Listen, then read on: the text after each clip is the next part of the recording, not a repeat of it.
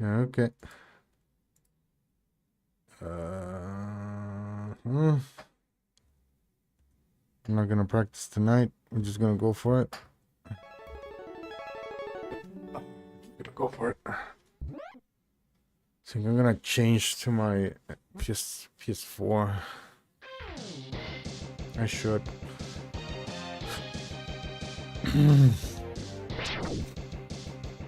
I totally should.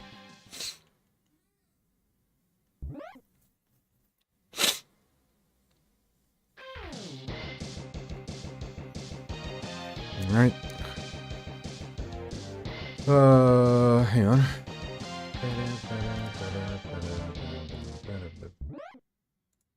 Good here. Good here.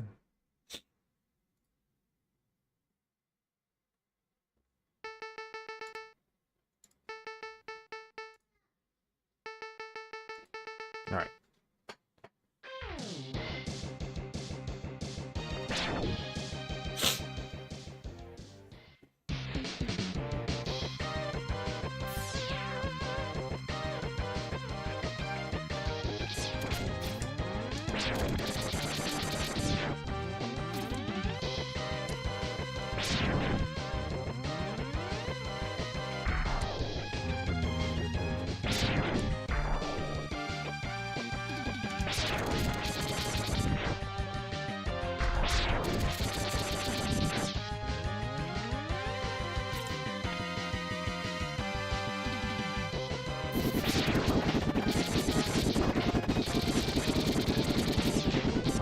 Oops.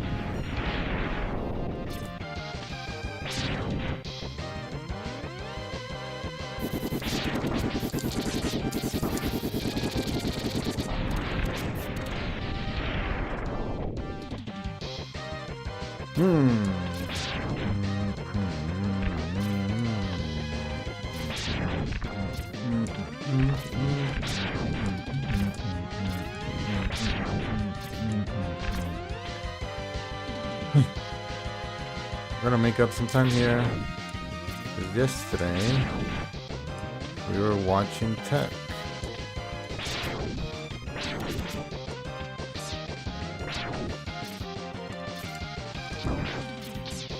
Oops. You know what? I'm just gonna go for my regular. Shoot these guys and just keep running.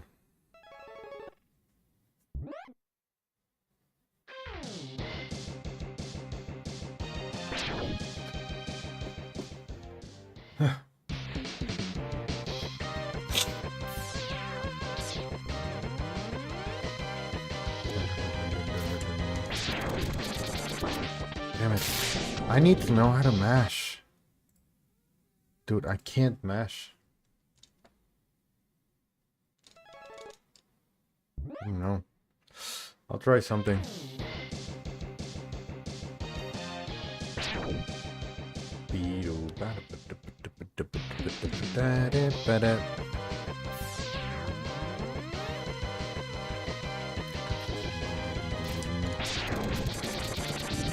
No, I can't. I need to find a comfortable position for mashing.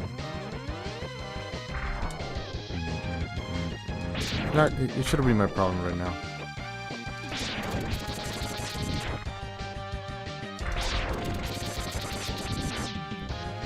That shouldn't be my concern. Oh.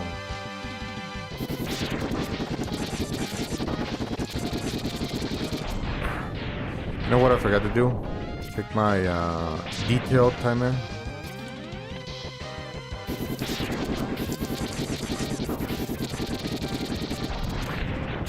Okay.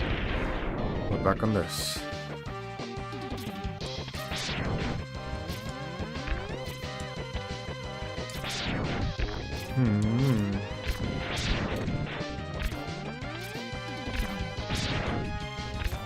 Okay. No, look at that.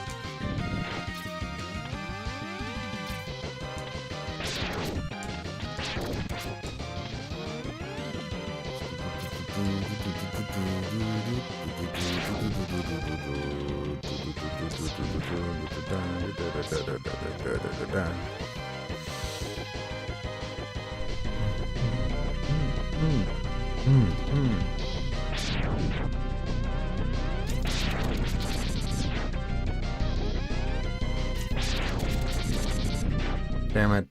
Horrible ship.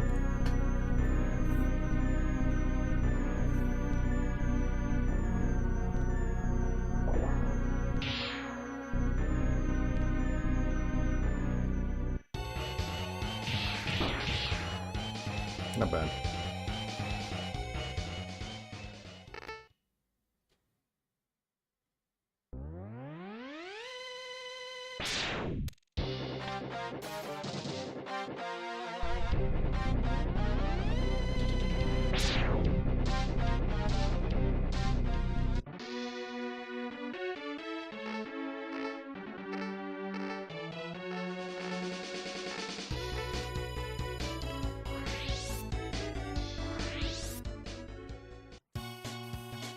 So, all that bullshit is 34 seconds. Got it.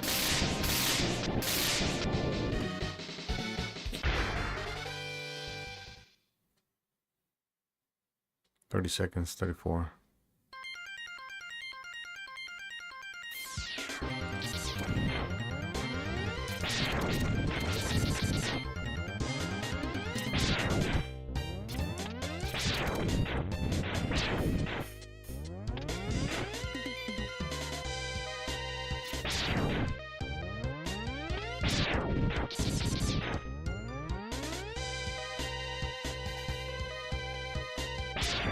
Okay.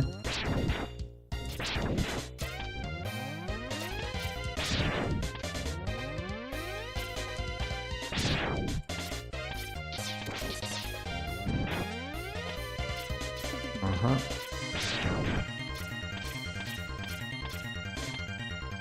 Okay.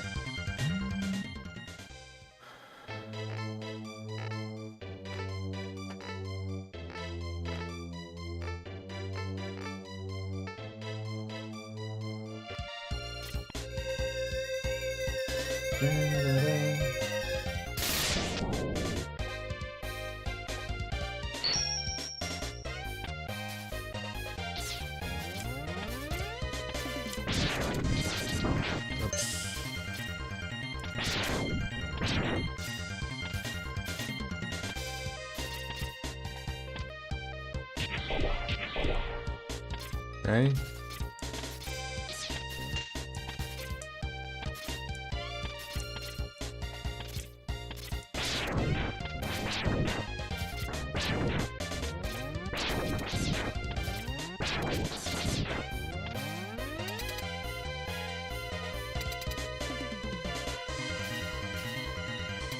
Yeah, I think I'm gonna change to my PlayStation controller. It's not the greatest, but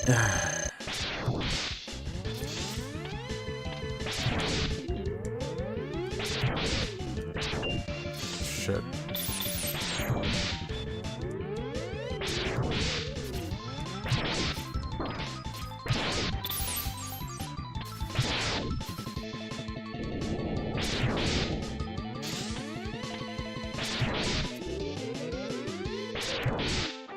Oh shit. Okay. I thought I was far enough. I need to find my I think I see it.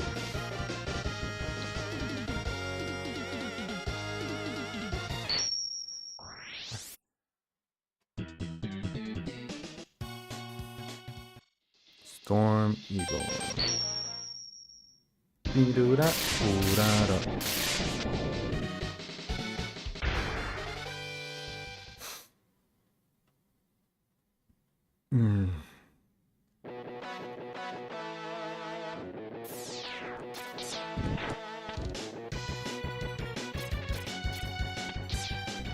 Nope. We're not shooting.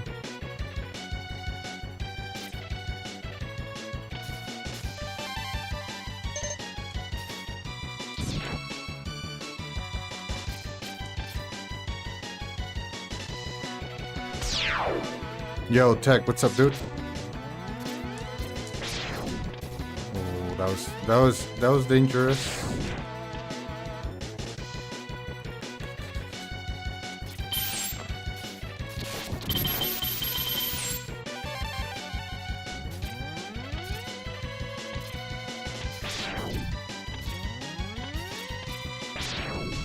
Uh-oh.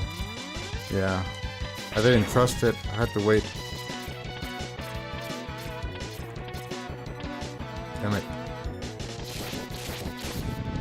What's up, Deck? How you doing, man? Thanks for good luck, dude. Appreciate it.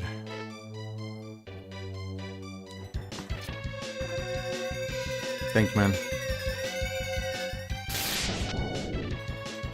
Let's go, dude. Let's go.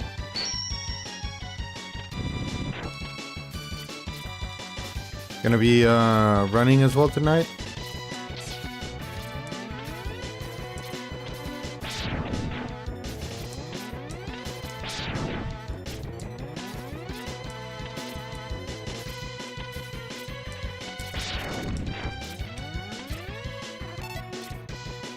Hey, Duz, what's up, man? Not tonight, taking a break. Oh, that's right. You take breaks on Wednesday, right? Yeah.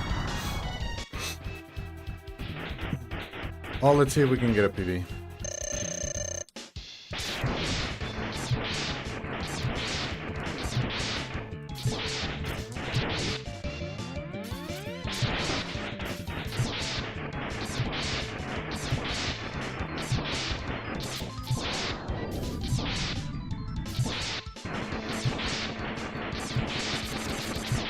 There we go.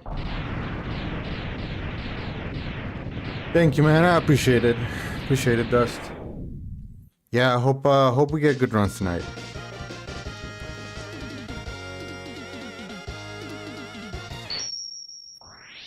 Still saving a bit of time. Still your turn. I know, man. It's gonna get harder for me. I need to start practicing like more complex strats. Clarence, what's up, man? Welcome back. Yeah, I need to start practicing like more complex strats. Yeah.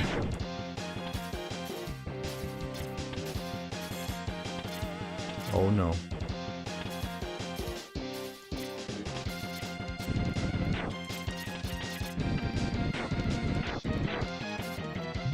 Yeah. Yeah, it's gonna start getting more and more difficult for me. But I totally expect that.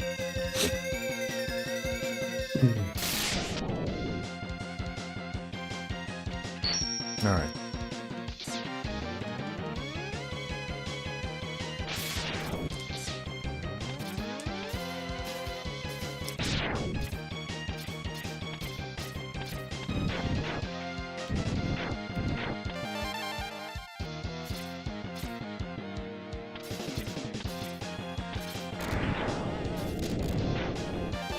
Nice.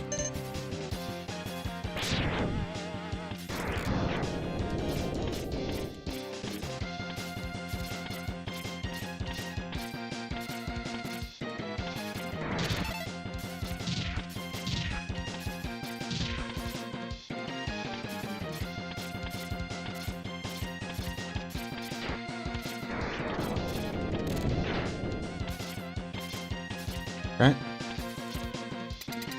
All right. E.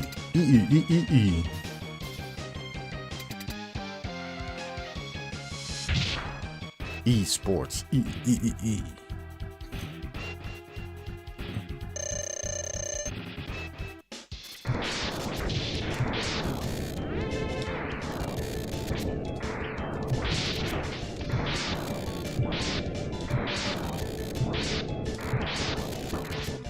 Oh, what the hell?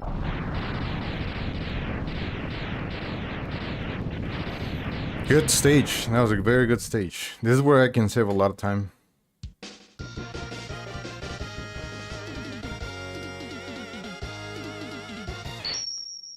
Alright, that was a good stage.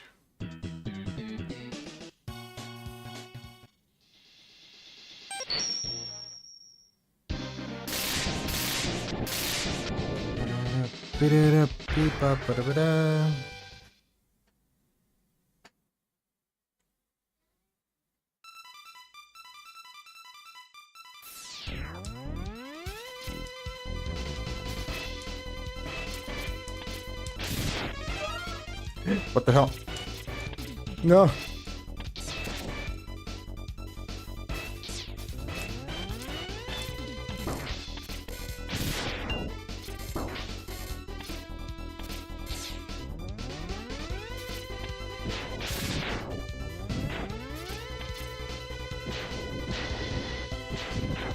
Oh, god damn it.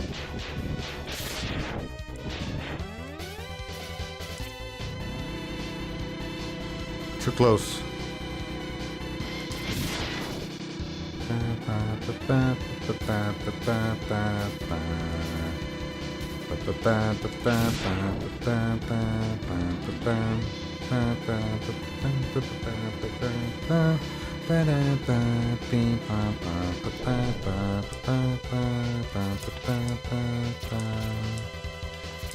Oh boy. That part always gets me a little bit nervous.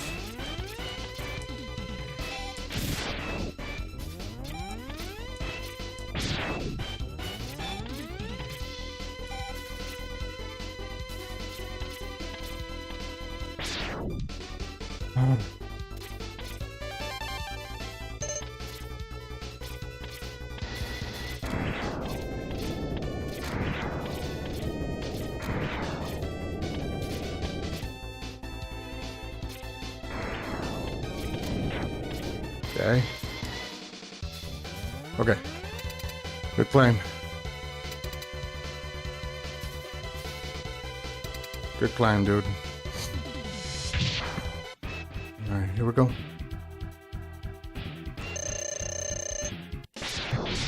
Oh boy. I didn't get it.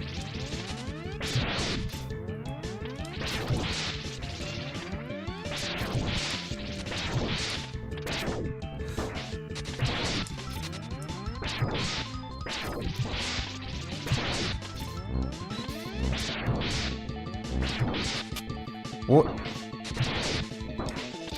Dude, what are you doing? Jesus Christ. Okay. Jerk. Freaking jerk.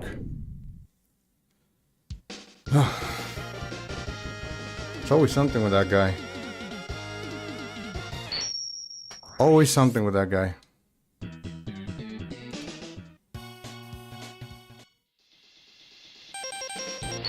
Ooh, I almost messed it up. Always something with that Kuwanger.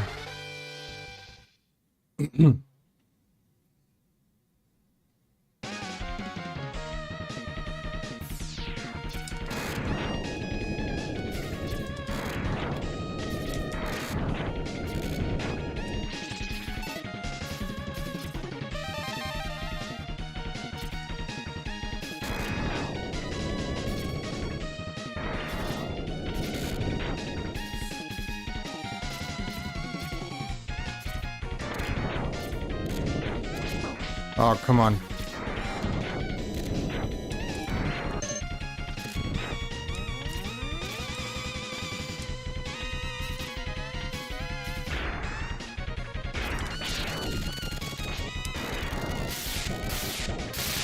Oh boy. Yep. Okay. Yeah, good start.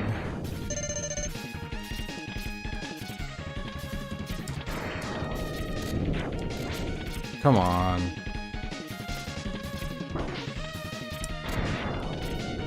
Ah.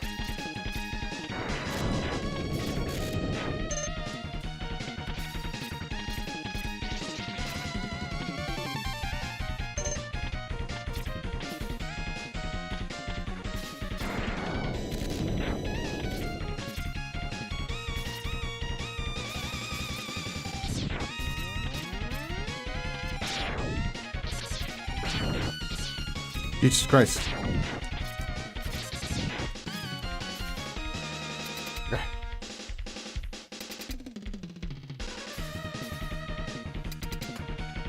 Alright, man. Jeez. Here we go.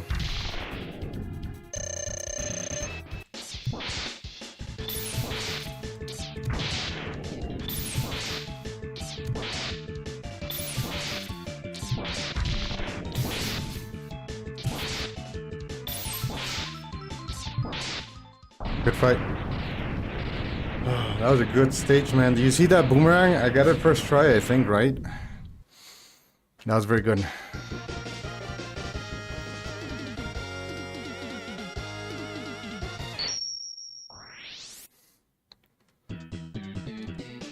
That was a good stage.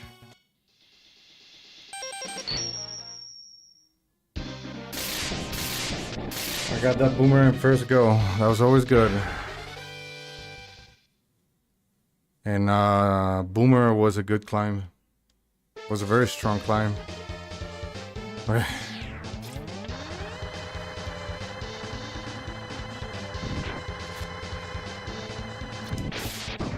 Oops. Just go. I released it too early.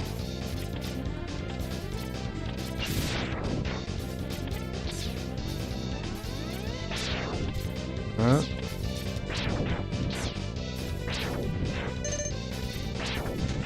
No.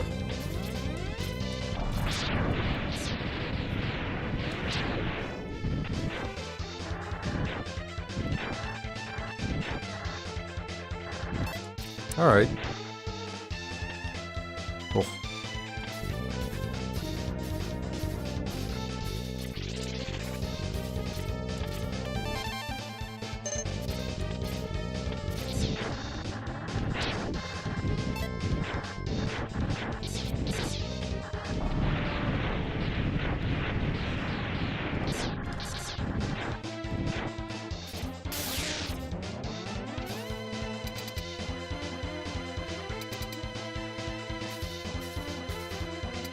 Okay.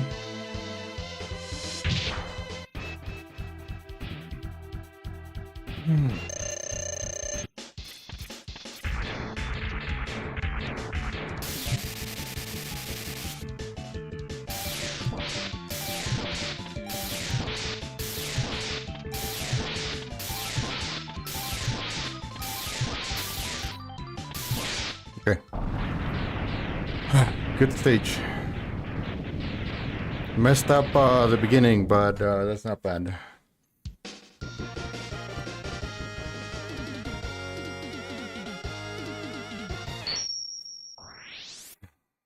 All right, man.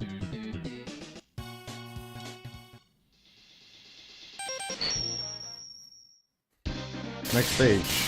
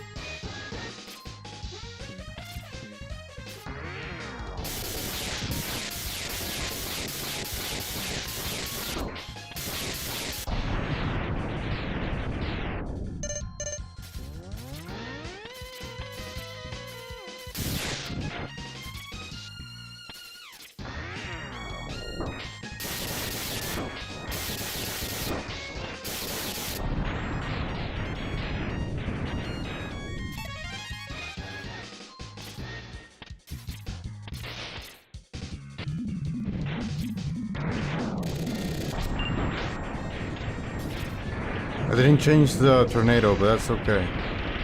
I wanted to change the tornado before getting on top of the submarine, but it's okay. Let's see if I get some health here.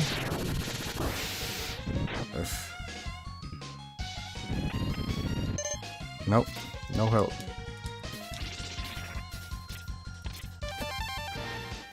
Didn't get my dash.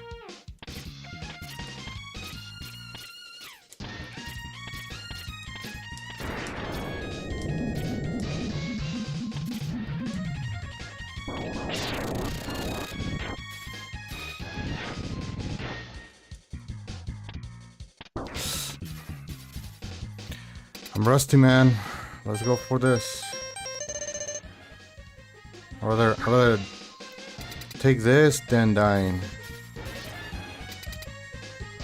I need to find a better way to clear this stage without getting hit so much, man. The second submarine leaves me so weak.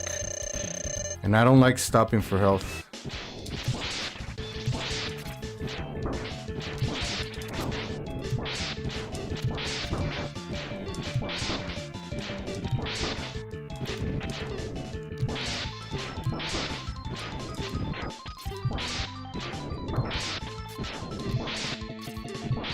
Okay. I don't like stopping for health.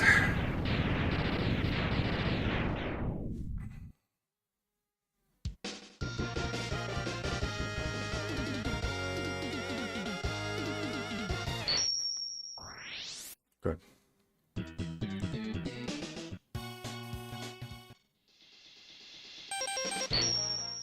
All right. Next stage.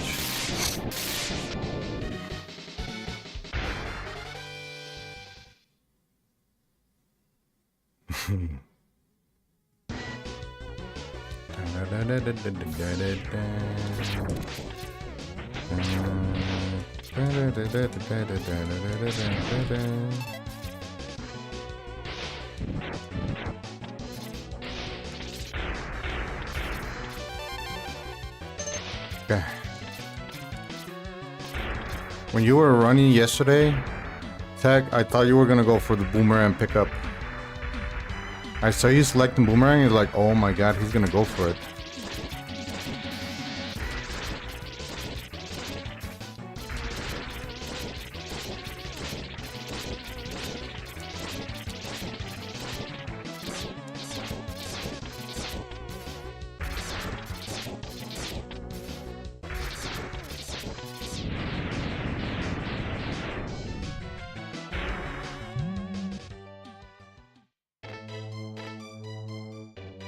It's actually easier than it looks. You just gotta get the wall kick. It's a safe return. Just the wall kick, it's a little bit tricky.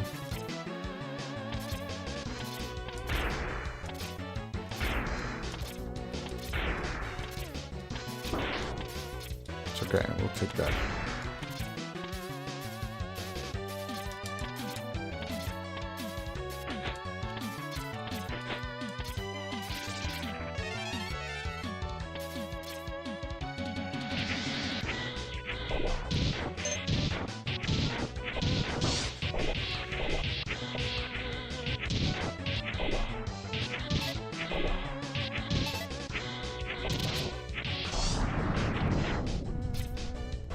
Okay. I have enough.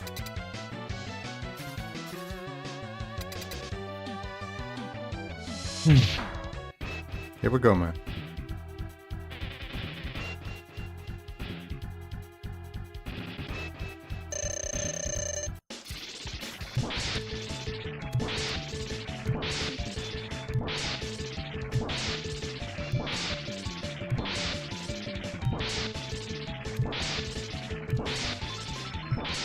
Good.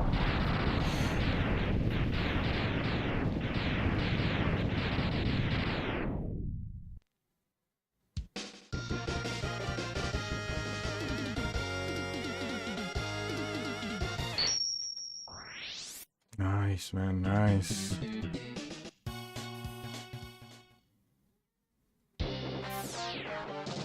Nice.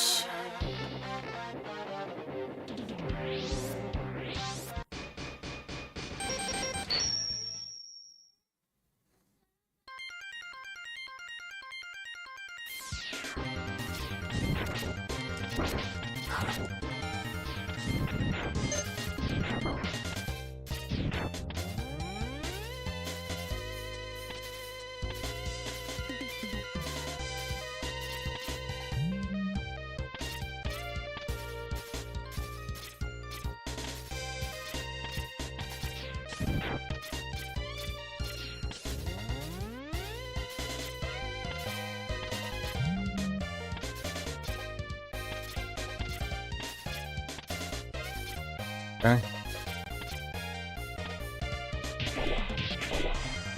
Okay.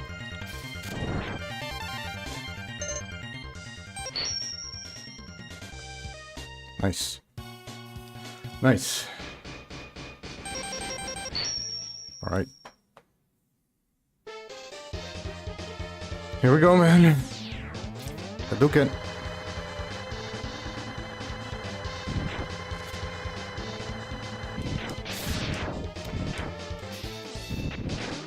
No, what the hell?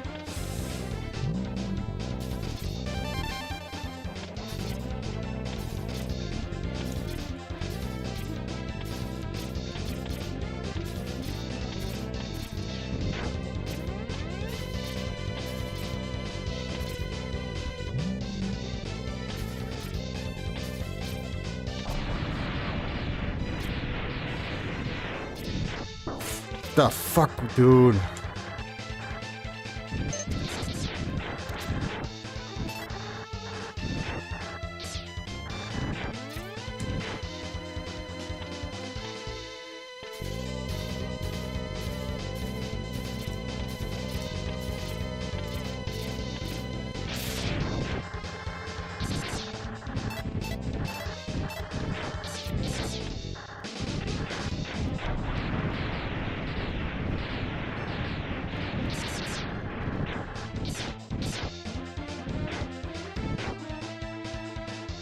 Okay.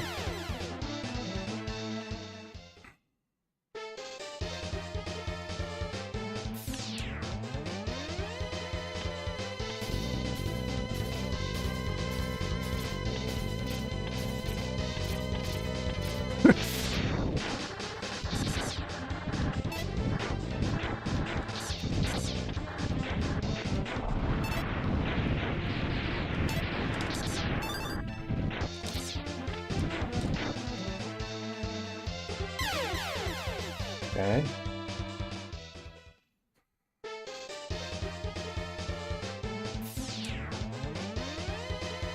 Oh.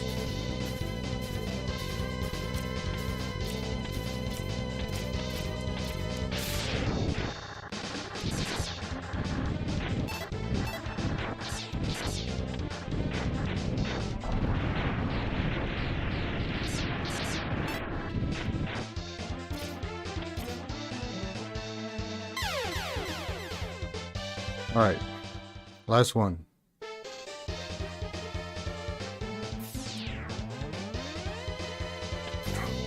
Jesus Christ, that was so close.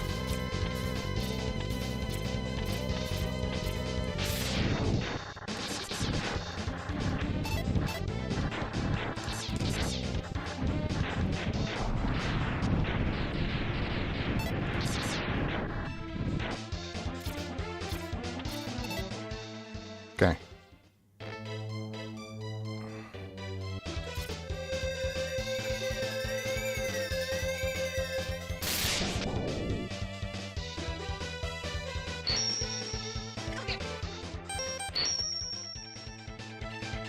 All right, 2 seconds slower, not bad.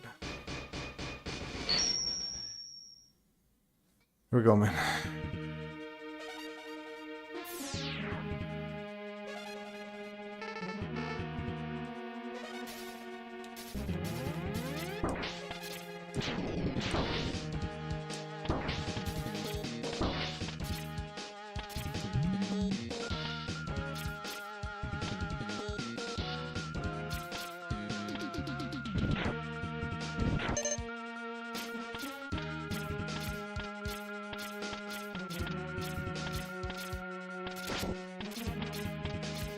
Oh, climb up. Oh, thank God.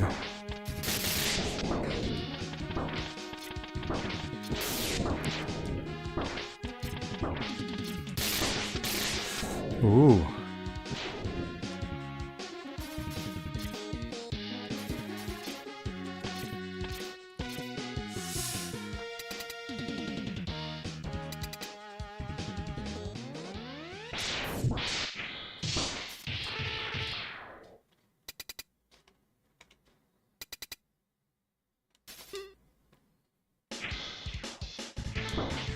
Nice.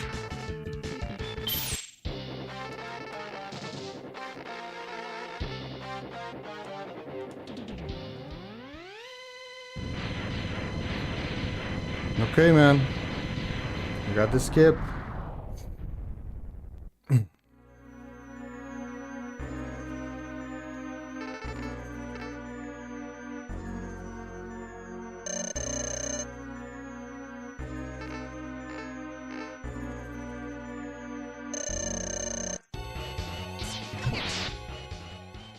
Alright. Oh, come on, man. Give me those Hadoukens without pushing a freaking lemon out.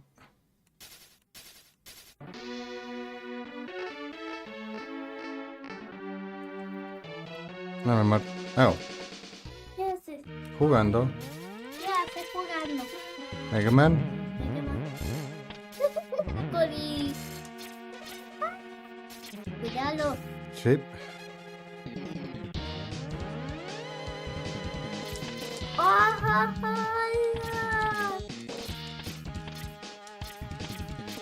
Let's go.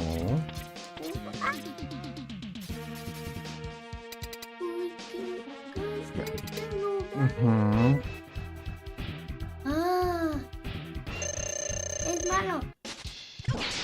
Sí, lo hiciste. Very nice. Lo hiciste bien.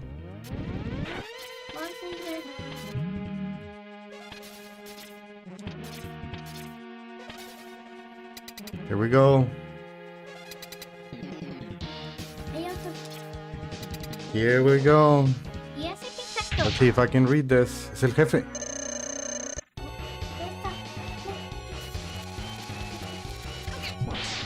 Let's go. Nice. Very nice. Very nice. Qué bien.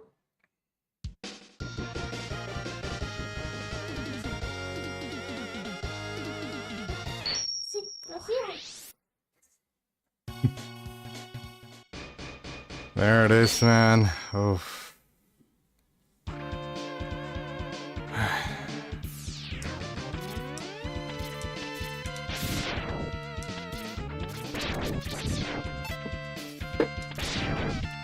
Ugh. Hola. No, amor. Mega Man. ¿Y este? I'm gonna go for the safe one. Ay, no, es malo. Macaulay. ¿Lo hiciste? Ajá. Faltan más.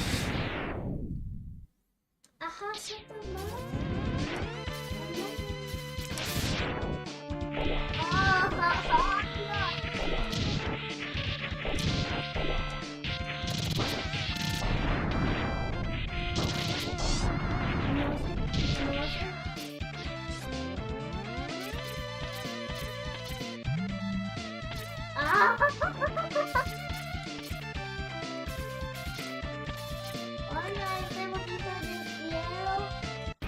Here we go, Tech. ¿Es malo? Mm-hmm. ¿Es muy malo? Let's go.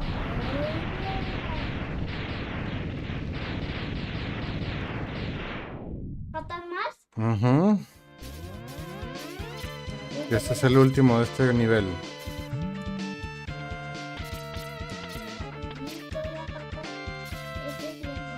I don't think I can push it, but I'll try it. Let's see what we get.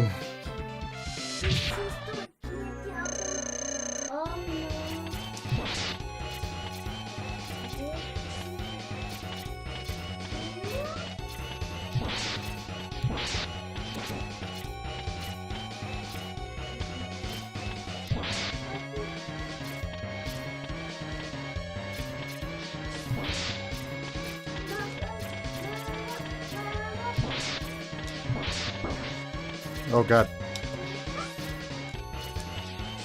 That was a mistake, right?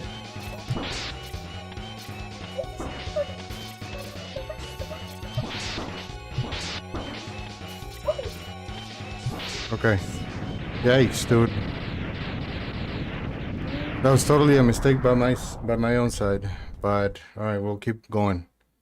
I was not counting how many hits I had on the middle part. All right, we're still good. Yeah, that was risky. That was risky, but we got it. Es otro nivel.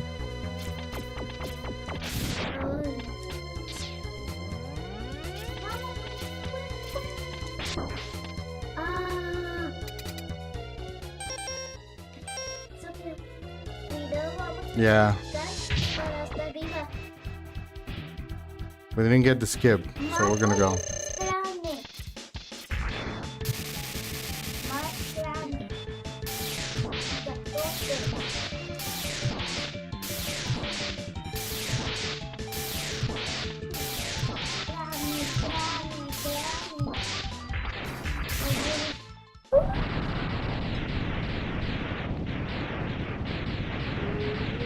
It's okay. We're still in this. Ajá, faltan todavía más. Oh shit. Okay. Here we go.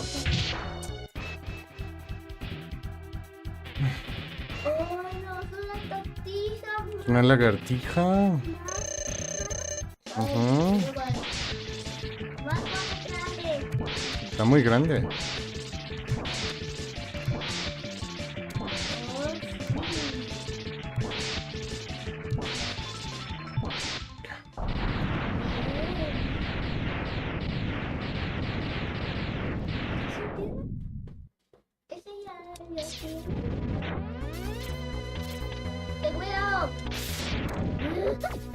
Okay.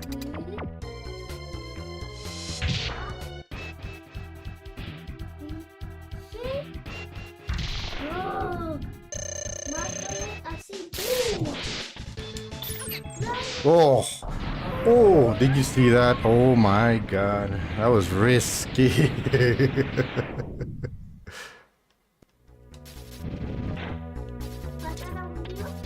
Uh-huh.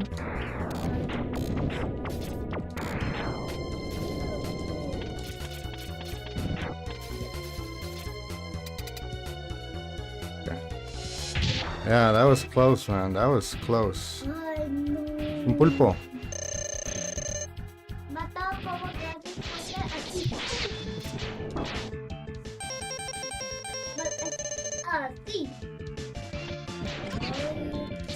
No.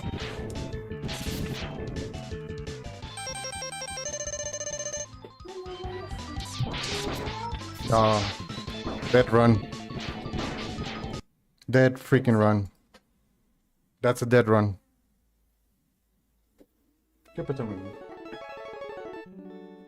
Yeah, that's a dead run. ¿Estás bien ahí? That sucked. That sucked. Sí, mi amor. That sucked, man. It's always octopus, man. Always octopus. And then, hang on, give me a second. I'm gonna change controllers. I'm gonna change controllers. Because this 8-bit dough is not helping anymore. So we're gonna change controllers. That was a good run.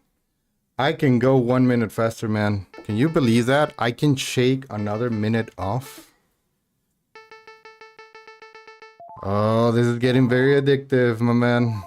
I can get a sub 43 and a very no, yeah. I can get a sub 43 and a very large sub 43. Not only a high 43, I can actually grind a low 43. It's amazing.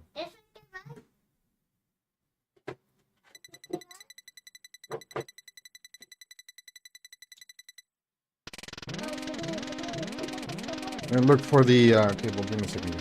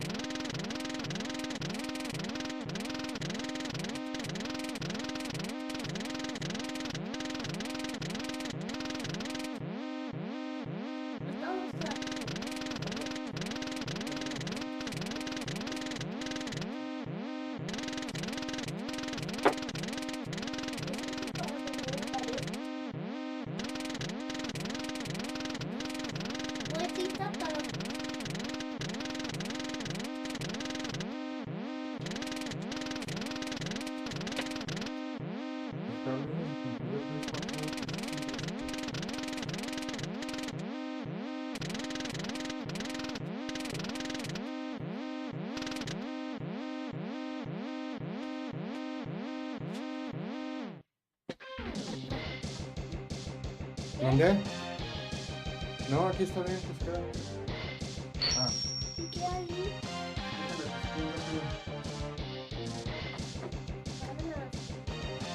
Puedes picar la R. Ahí está la R. Bueno, espera. Ay. Ahí está.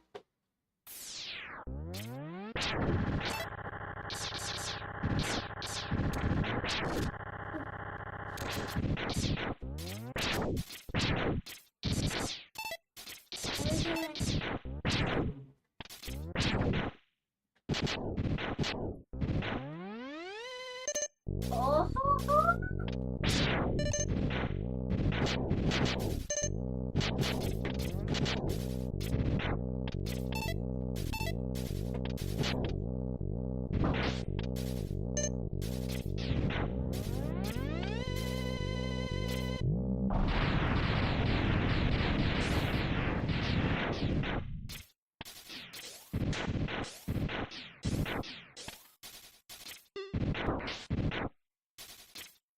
no, no. Bueno, ¿y tu silla?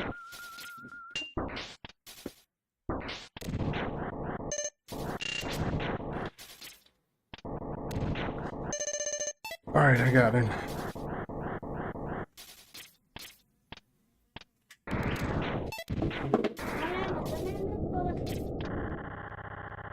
Copa de los primales. ¿Así? Mm-hmm.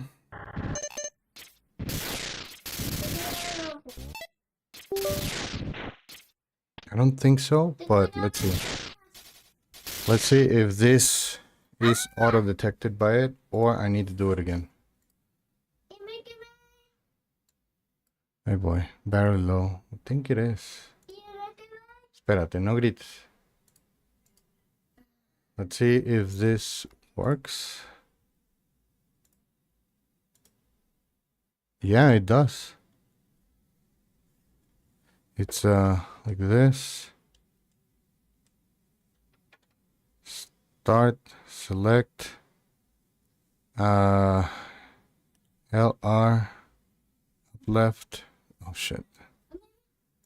Up left, up right, down right, down right, down right, down left. Okay. Let's see if it works. Yeah, it works. Okay, we're good.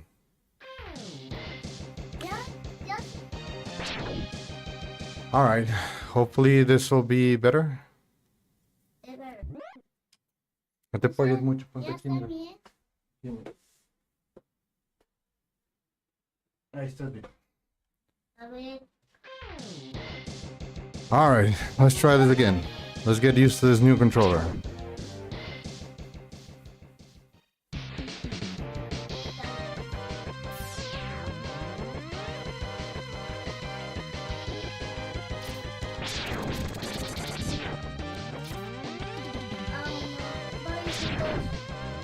Pobrecitos son malos. Ah, sí, sí, cierto.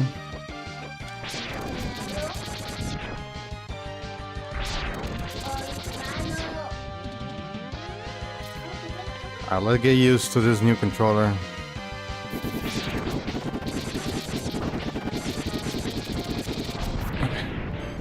Mashing is different, but I still can do it.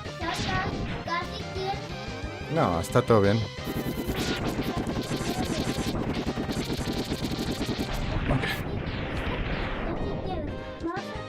What's up, Maharba? ¿Para qué quieres matar los jefes con Hadouken? Porque es la manera más rápida. Es la manera más rápida de matar a los jefes con un Hadouken. Alright. What's up, Maharba? X1P.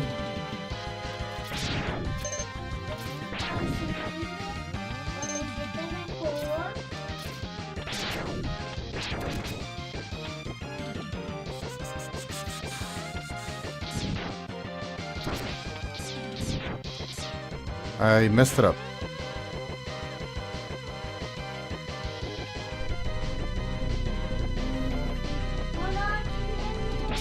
Una nave.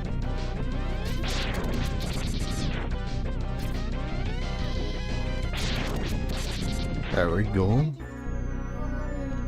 Yeah, sí, porque estoy haciendo un speedrun de Mega Man 100%. La manera más rápida de matar a esos jefes es ok,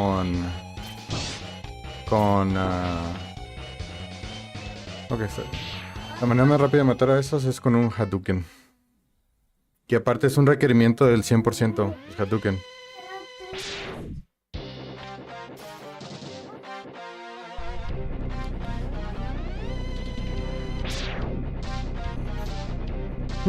Bienvenido, bienvenido. Zero es bueno.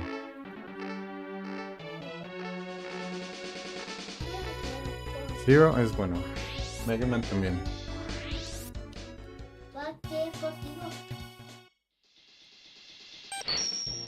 Alright, let's do this, man.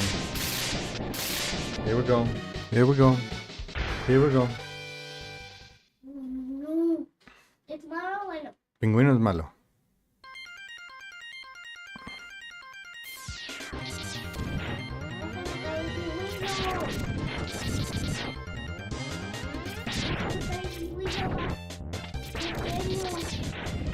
Ajá.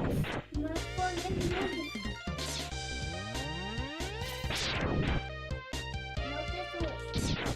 subes. Vamos a poner el pingüino. Ajá.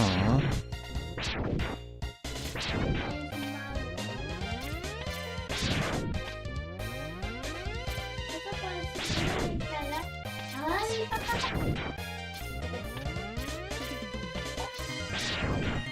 Okay, good. That was a very good run we had. Ahorita estuve a punto de sacar un PB. Es bueno. Él es bueno. Dr. Light. Maharba.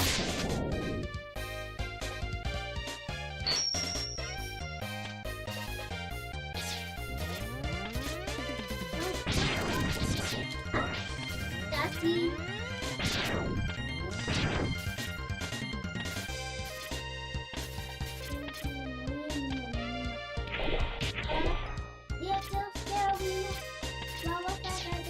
Music loose.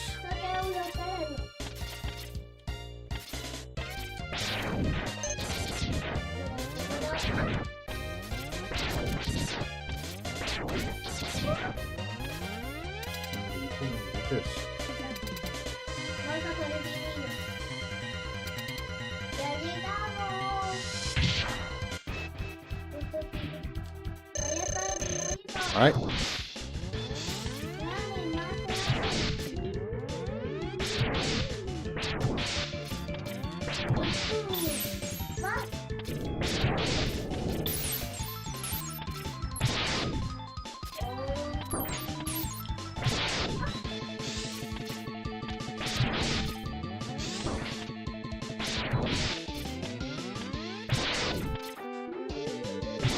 Okay.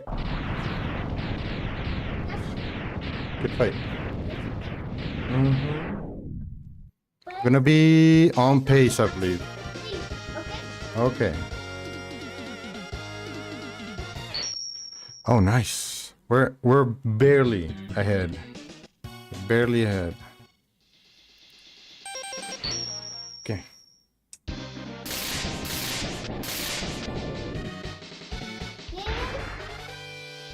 Here we go. ¿Quién es? Eagle. Águila.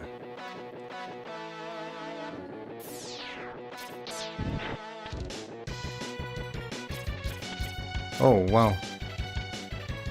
Didn't grab on. ¿Más alto? Oops, tenemos que reiniciar. No. I'm getting used to the new controller. No. No pasa nada. 3, 2, 1. There we go.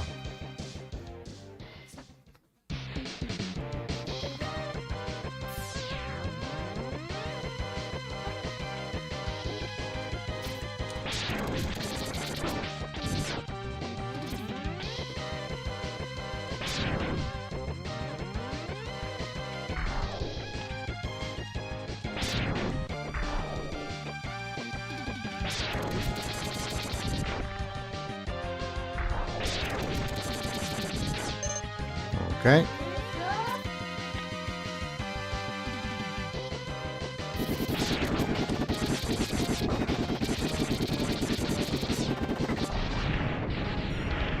Se cayó.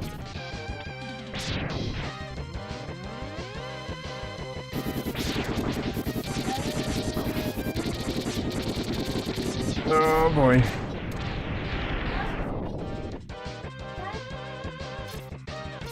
Oh boy. Winner, what's up, man? Mándeme, man. Casi tienes. Ah, estoy bien.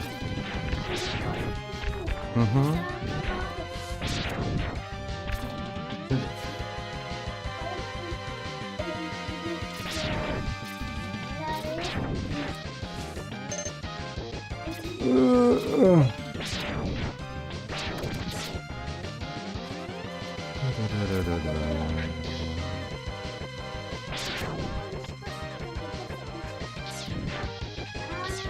Wait a second, I think you played this game before. 54 times to be more precise.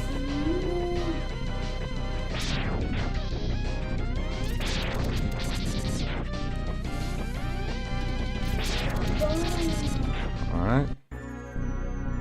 Oh, I forgot to lose health. I keep forgetting about that. Mátalo así más fuerte. Oh, he's gonna dash right.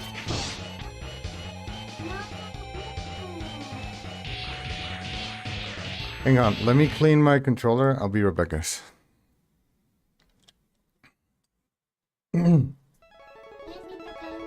Sí, déjame. Es muy valiente. Coopera. Es tu gran.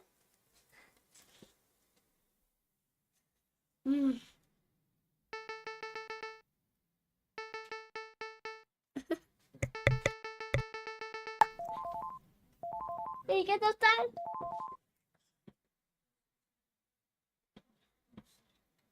Me ve que va ahí.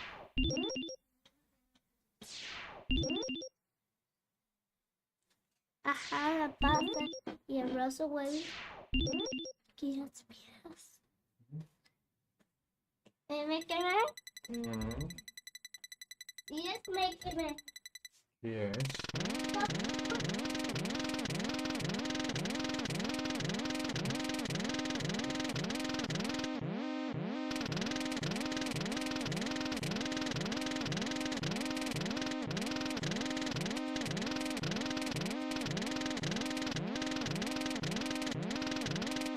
Oh. Alright. ¿Lo hiciste mal? Siempre, ¿eh? ¿Lo hiciste mal? No, voy a empezar otra vez. ¿Will you walk outside? Pues yo quiero porque nunca casi una. ¿Ya quedó? Alright.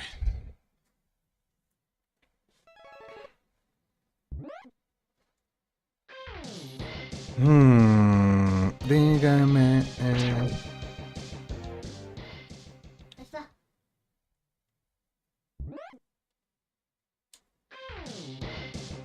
3, 2, 1. Let's go.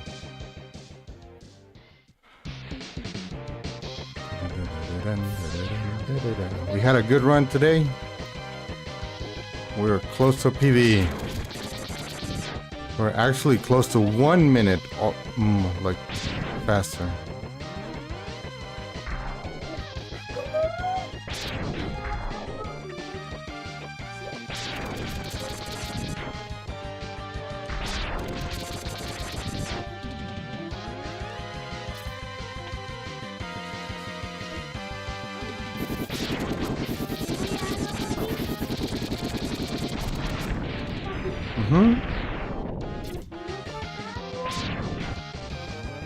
I'll grab it.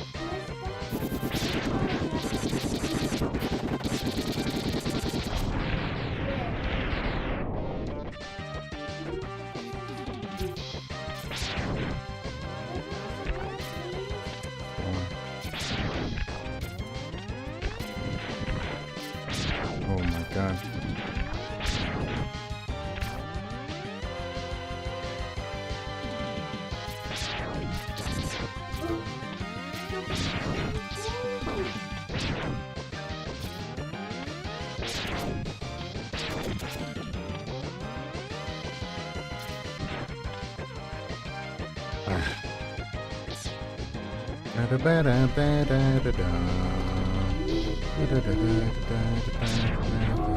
No, no le das así.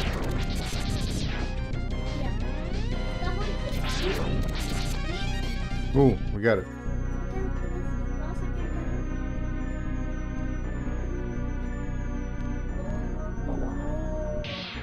Okay.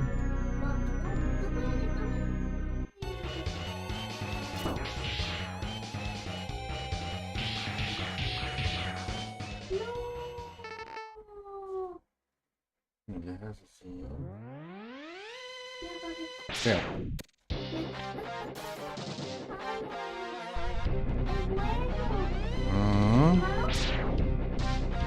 Vile.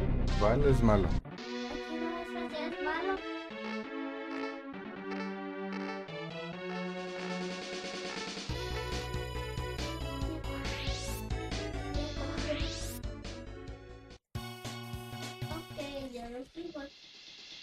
Alright, we're back on this.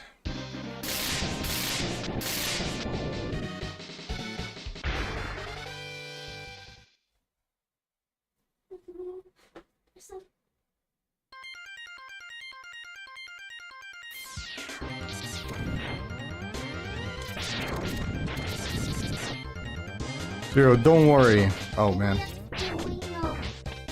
Zero, don't worry. What did you say?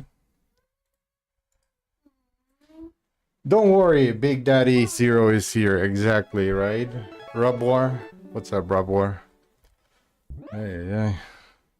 I'm using a new controller, so it's gonna take some time adjusting.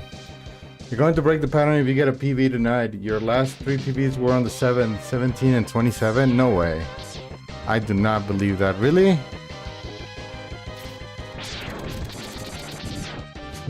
So you're saying that I should keep practicing and then do the run on the 7th? May the 7th?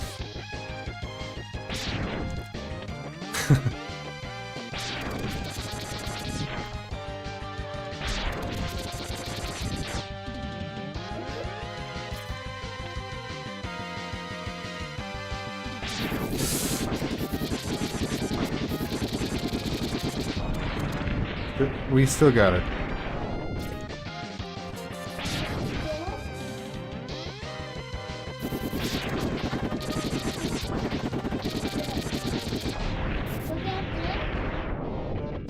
Big Daddy Zero. I don't know, like everyone I knew was like into Zero. I was always into Mega Man. Mega Man was my boy. Because dude, he has to be. He's Mega Man. There is no Mega Zero. It's only Zero. Plain Zero. My boy was Mega Man. You know?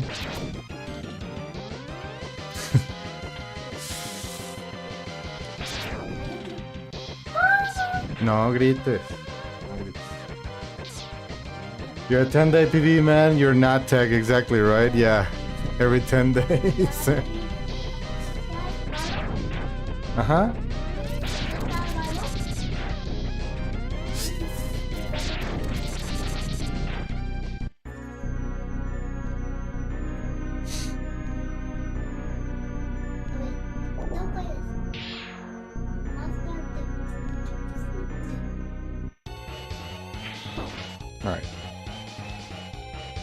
Alright.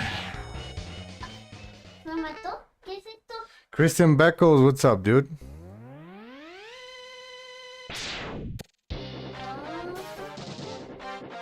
What's up, man?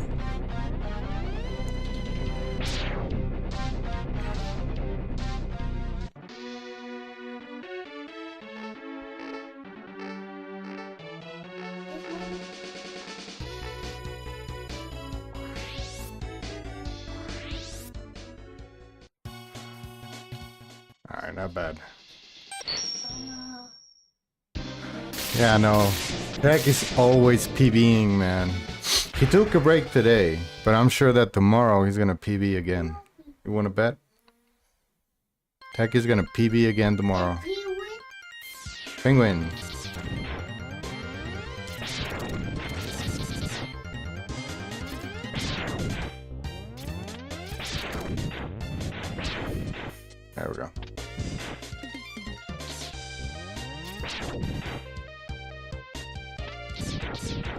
I still have that clip where he's like, and no, I do not PV every day. Let me go tell Charles. And we were like literally discussing how he always PVs every day.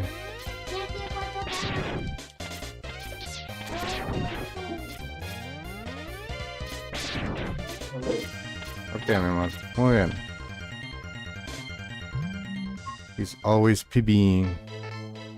He's the PV man. And on Sunday he was I PV every hour. He got 2 PVs on Sunday. Yeah. I can't keep up with his pace, man. He's too strong.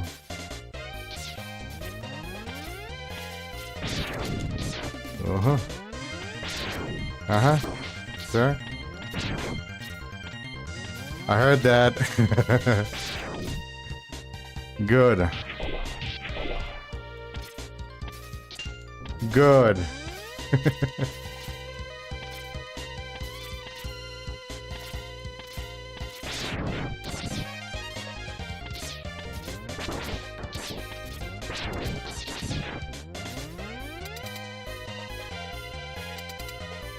Cause you always PV every day, man.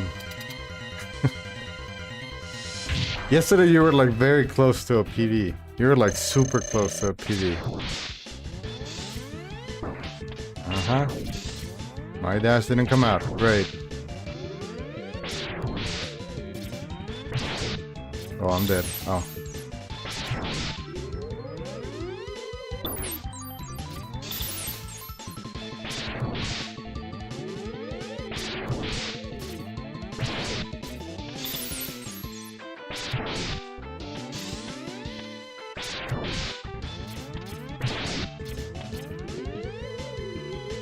I'm not getting my dashes, man. My controllers are like being absolutely trashed today, dude. Again. Can't get the heart without the fire. True, you cannot get it. You need the fire. I'm not getting my dashes today, man.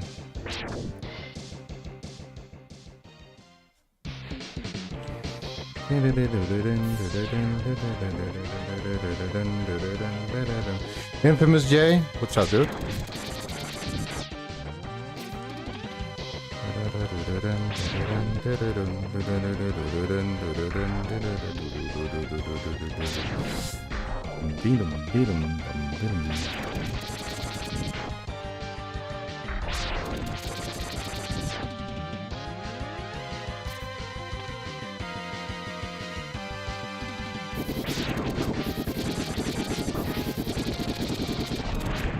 Okay.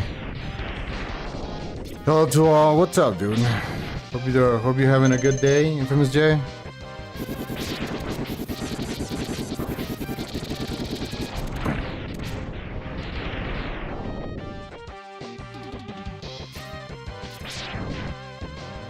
I don't think we're gonna get a PB today, man. I'm just not feeling it. I'm just not feeling it. I will keep trying. I think we're gonna be stuck on 43 for a while. Yeah. Let me do cars.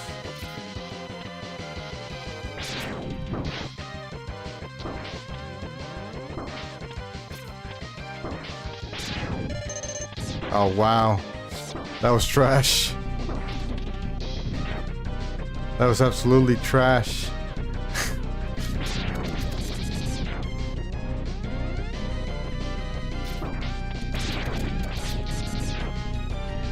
That was trash. That was very trash. Very much trash.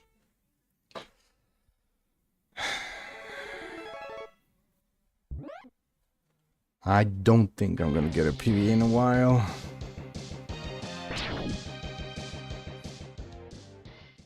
Oh, it's just the DS4. It's just the DS4. The 8-bit though feels like laggy. This one doesn't. I think this has a higher pull rate. So we're gonna go for this. You never know. Yeah, exactly. You never know.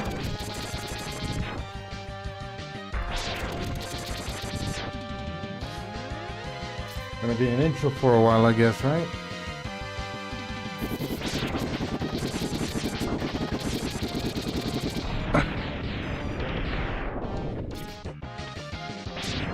Sorry, I didn't hear that. I didn't read that message. Give me a second. Together in the dark, my bad, man. I hope you're still in chat. I didn't read your message before, dude. I apologize.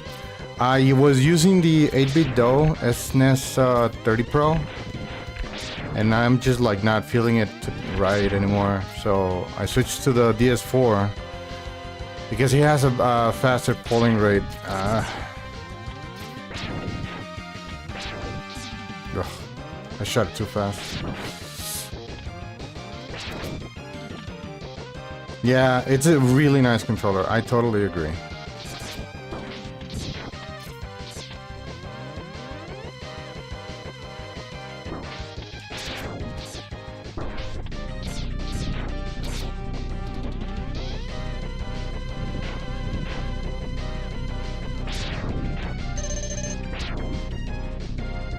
Not getting it, man. Yeah, what's up, Together in the Dark? What's up, man? You run too? Yeah, I'm just like using the DS4. I was using this one, but I feel like it's laggy. I feel very, very laggy. So I'm gonna get used to be running with this one. I used to run with the DS4, but it's been ages, man. It's been ages. Yeah, again, I apologize if I missed your chat. You can put it back again. Yeah, I just don't. My mind is not here. It's like distracted. I play, but I am no pro. Everyone that plays is a pro. What are you talking about, man? Nah, I'm just kidding. If you're playing Mega Man X, you're a pro.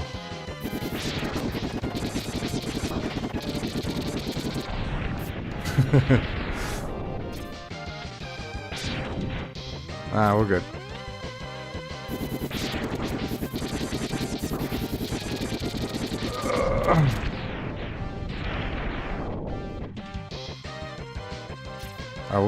We're not gonna go for cars.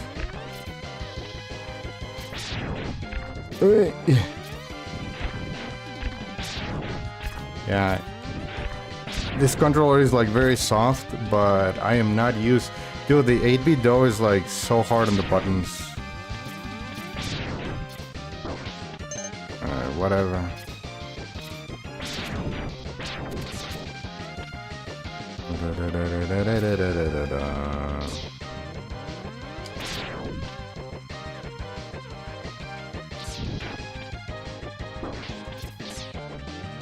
Okay.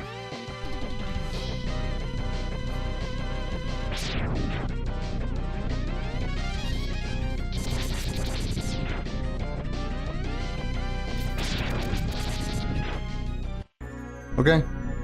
Good ship. Very good ship.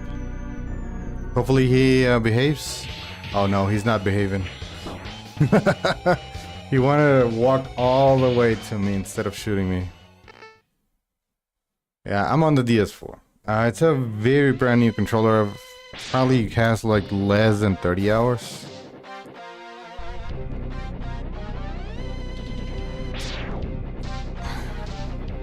I'm expecting to get a new controller soon. I just gotta keep reading reviews and seeing a few things and making sure it's a good purchase. And we'll use that for runs. We'll use that for runs.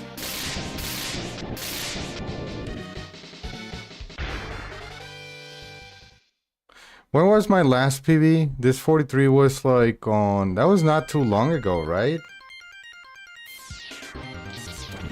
Was it really on the 27?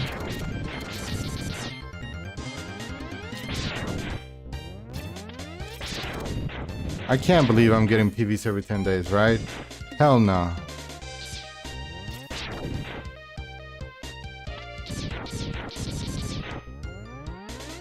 I love 8-bit DOS, man, but for running, they're not the great. They're not, I mean, I'm pretty sure that the ones that look like a Switch Pro controller, they are better, but the SN30, nah, man, it's not that great. It feels very laggy. For some reason. I actually have two 8-bit DOS. I want to get another one, but I need to look into the specifics of it, because I was like reading like technical stuff about the DS4, the DualSense and an 8-bit though, and the PlayStation controllers have like a faster polling rate by default. Like you can force a higher one if you have a device manager, but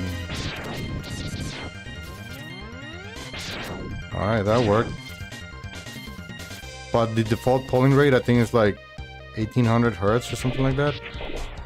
And the one on 8-bit though is like by default 800, I believe. Something like that.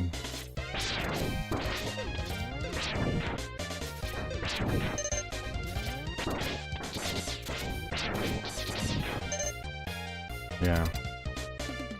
The 8-bit though Pro 2, yeah, right? The SN40. There is one that has like that looks like a PlayStation controller, and it's cheaper than a PlayStation 4 controller. So we'll try.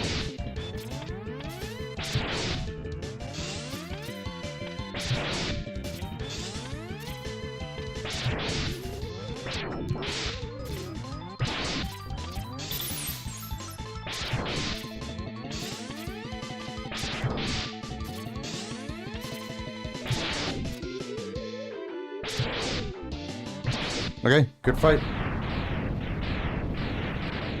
Yeah, I have the 2.4 as well. I have that one, and it's been great. I actually prefer to use that one than anything else. I used it for like I used to do runs of Mario Kart 8 Deluxe, and I used that for runs, and it was like very, very good. It was very good. I love that they made like SNES controllers, because I love retro stuff. I mean, you can pretty much tell that, right? But sadly, if you're talking about like speedrunning, this is a better controller, the PlayStation 4.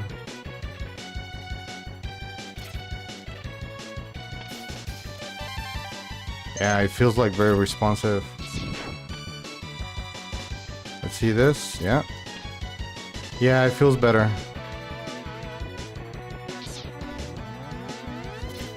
Like me running on emulator, it's already a handicap. I mean, no, a disadvantage. But this feels very responsive. Yeah, look at that. Fuck. Yeah, look at that. That felt good actually.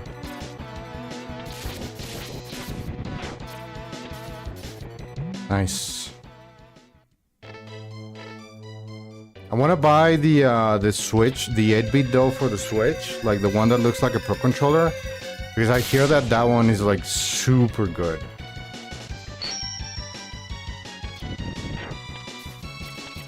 But not right now. We haven't used the Switch in a while. I need to actually boot it up. I need to put it on the living room. I keep forgetting to do that. I think I'm gonna do that this weekend. I want to just put it on the living room so that my daughter can use it.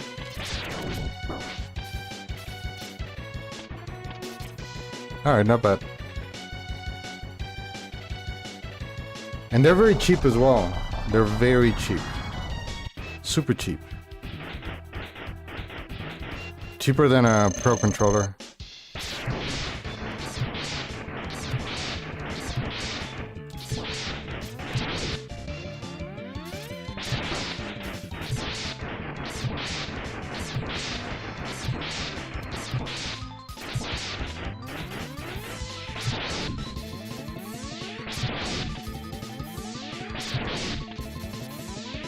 Okay. Yeah, I have two, and then I have like Nintendo GameCube controllers, and I have oh dude, I bought a GameSir. Oh, I am so happy with that controller. And then I have the DualShock 4. Really good controllers. I still have like my original Switch controllers, and they still don't have drift. Still don't have them because I barely use them. As soon as I got the Switch, I bought a 8-bit dough.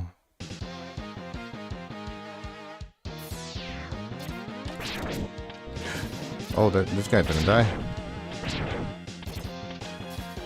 Yeah, I need to jump there.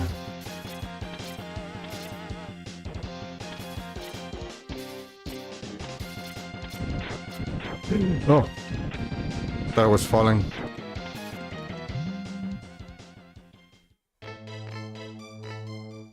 That was close. That was close.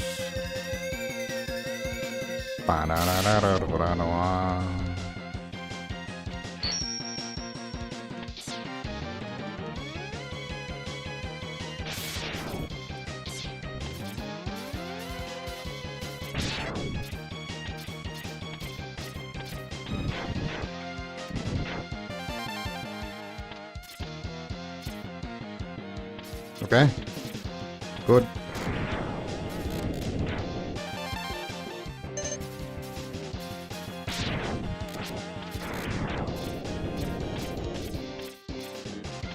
Yeah, it feels like more responsive. I'm not bullshitting. It feels like more. Maybe it's the buttons that they're really hard, and I feel like I gotta really press.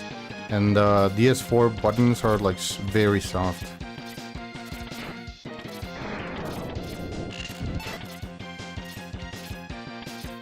Alright. Maybe it's that. But I just feel like an improvement. Just gotta get used to it because it's bigger. The SN30 is like so small, it's tiny. I actually don't remember having the SNES controllers that tiny.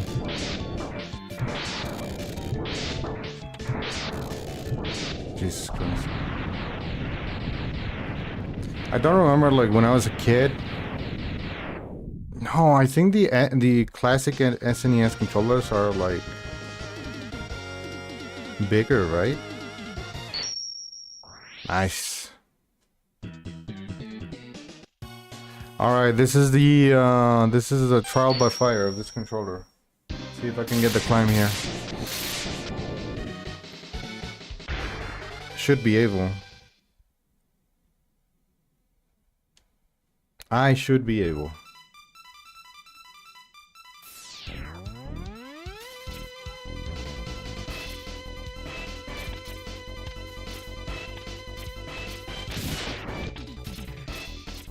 Okay.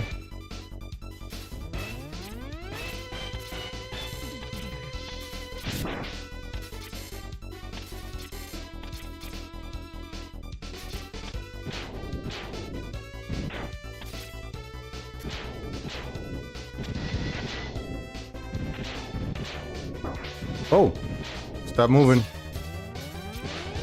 Stop moving.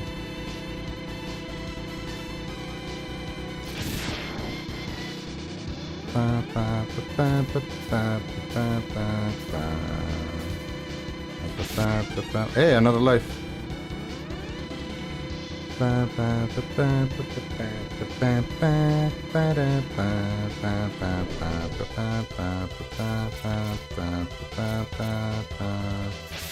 Oh wow, that was a bad one.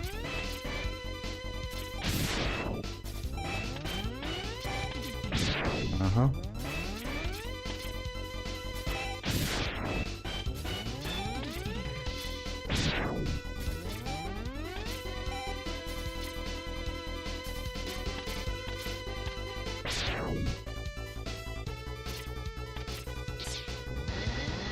Shit.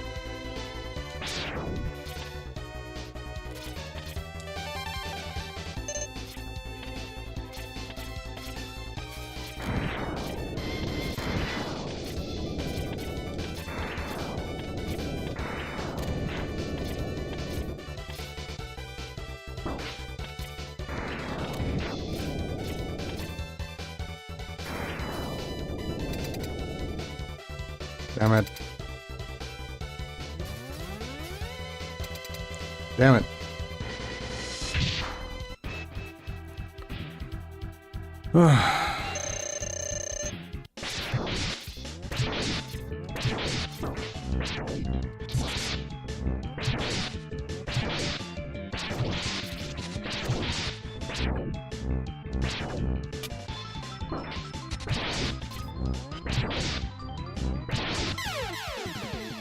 Damn it, dude. That sucked. Alright, guys. Let me take a break. We'll come back to another run. I need to have my dinner. Sandwich. Alright, give me a second. We'll be back for more runs, but I'm not gonna go anywhere. We're just gonna watch something while I eat because I'm starving. All right, what do we got here? What do you got? The Erva disposable games.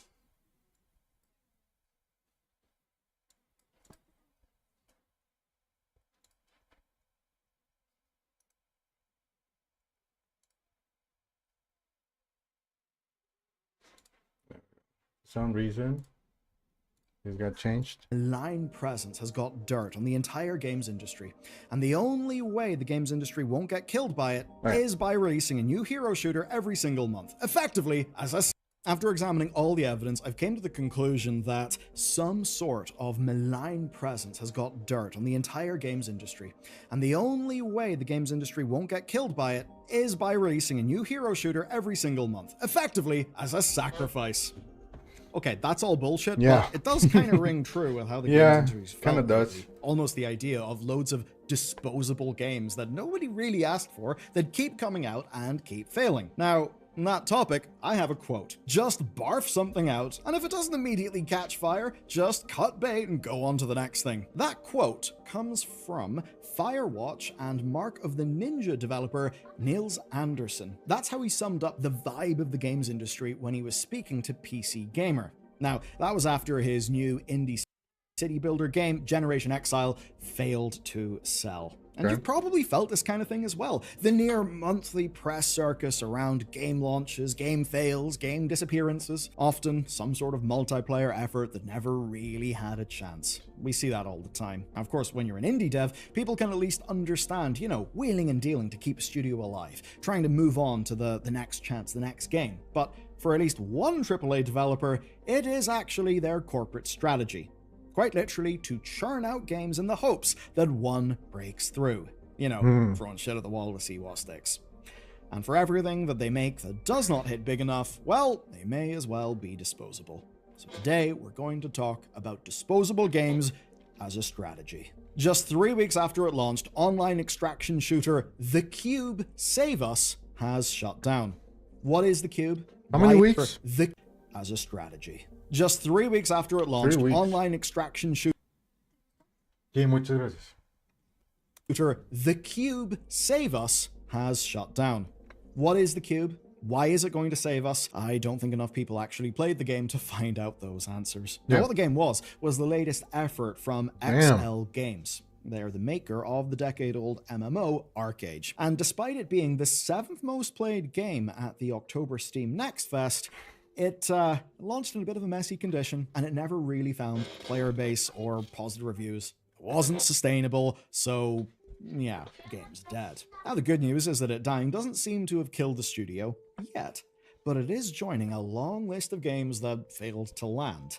And, to Anderson's credit, Generation Exile did actually reach 1.0 with updates for the few players that he was able to get for his game. That is quite nice. It's a laudable example of an indie dev actually being able to do the right thing by his customers, and I hope people remember that. Maybe check the game out. They killed the game! Exactly. Or, you know, check out his next thing. But the phenomenon that he talked about, and that we just covered with The Cube Save Us, is pretty obviously going on. I mean, we've got the ever-mimetic High Guard and Concord, plus a long tail of lower-profile games that just did not last long. And fundamentally, this all comes down to cost, right?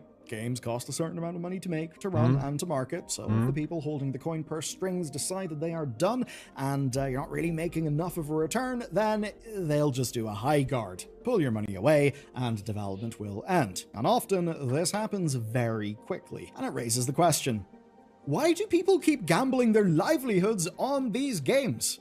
I mean, surely the developers kind of know the state of the market these days. And I'm sure many That's my I don't know, man.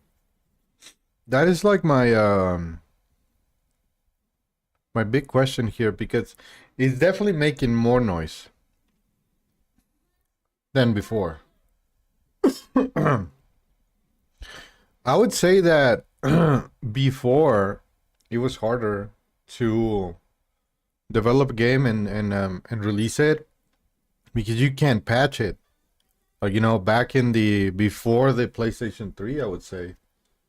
You know, anything from PlayStation 2 to before that, you would develop a game, invest as much money as you could into testing it, doing QA and all that stuff.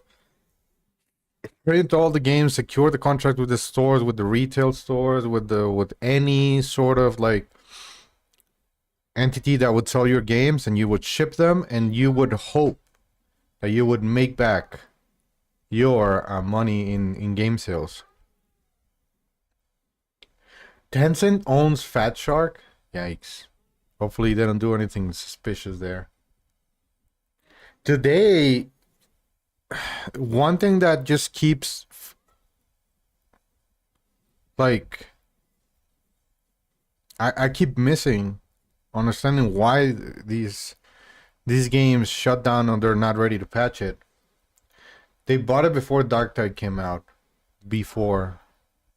Well, I mean, I would say that that's their best game. You know, back then, RAR would like make GoldenEye and be like, let's hope this works. You know, Acclaim would make Turok and be like, let's hope this works. There's no like day one patch, first year update, mid-year patch, you know. There's nothing like that. You just ship it and you go like, well, I hope if games did cost more compared to how many cost less compared to how much money they invested and the revenue they made back, I would say then yeah, then it was easier to make games then and just like bet on something that would hit and then just like, all right, we got our money, let's make the next one. This is also why Fat Shark is fine with a slow development cycle. They're not going anywhere anytime soon with Tencent. That is true. They are not urging for money. That is very true. I didn't consider that. Yeah. This is why they once said like, oh, we just found a nice cycle. We're happy.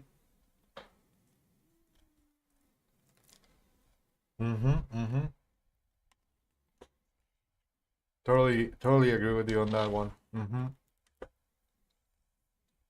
Many of them genuinely think they've got a chance to carve out a little niche for themselves. But as we've seen, that's more often than not. Right. This is no news on games, you know. Something clicks and everybody's making the same games. You know, back in the day in the 360, you even had Nintendo making their own turn-based RPG game. Mario. You had Final Fantasy, you had Lufia, you had Chrono Trigger.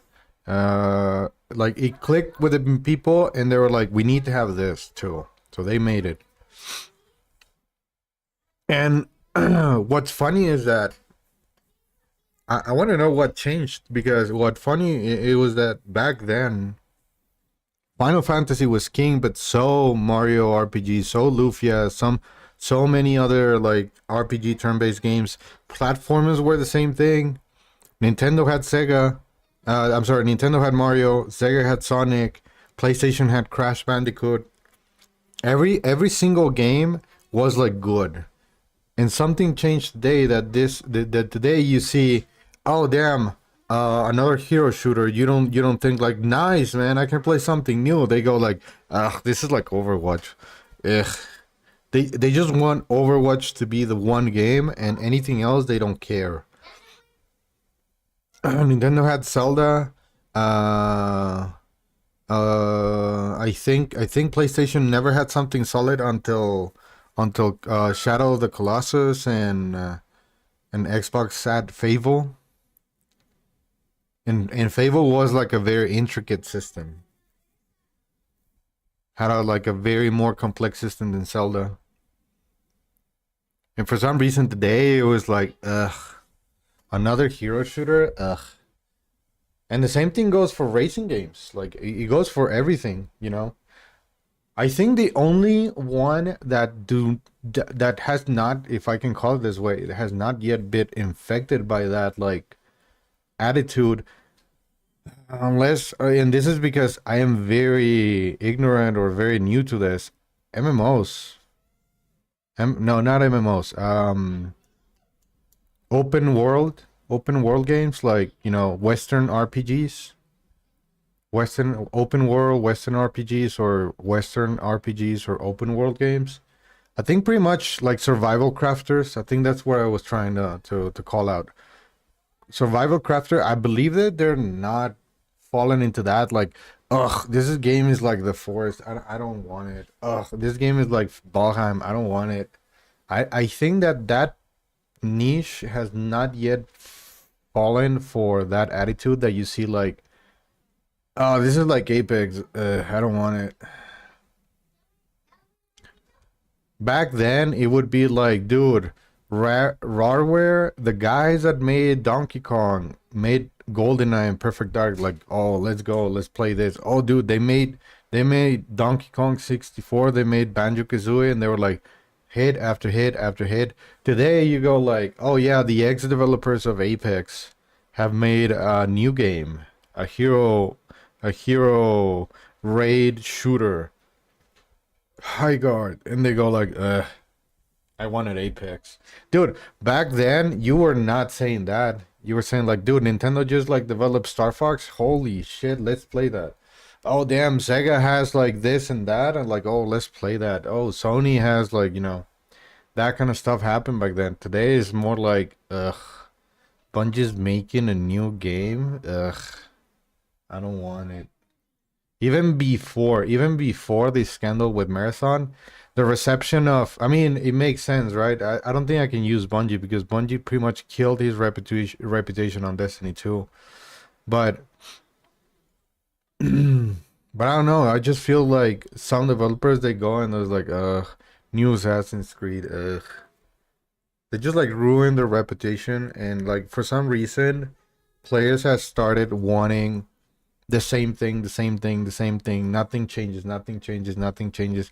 Oh, dude, this is the studio that we want, that they love, is trying a new formula for a new game. Ugh, I don't want it, man. I want my Halo back, you know. And the same thing goes with Bungie, you know. Like still to this day, there's people saying, "Dude, why is Bungie not making Halo?" It's like, dude, they sold the rights. So for some reason it just like started happening more and more. And today, like anything that tries to jump into extraction shooters, hero shooters, the new RPG game, it's just like seeing like, if it's not something that is like established franchise, it's already from and it comes from a new game from a AAA studio, is like, I don't care. Not the case, but even with that being so, it seems these are still the only types of projects being funded, which is really bloody bizarre, because we keep on seeing them fail. It points to an insanity in the games industry, but what I told you, that at least from the perspective of those making these bets, it very much isn't.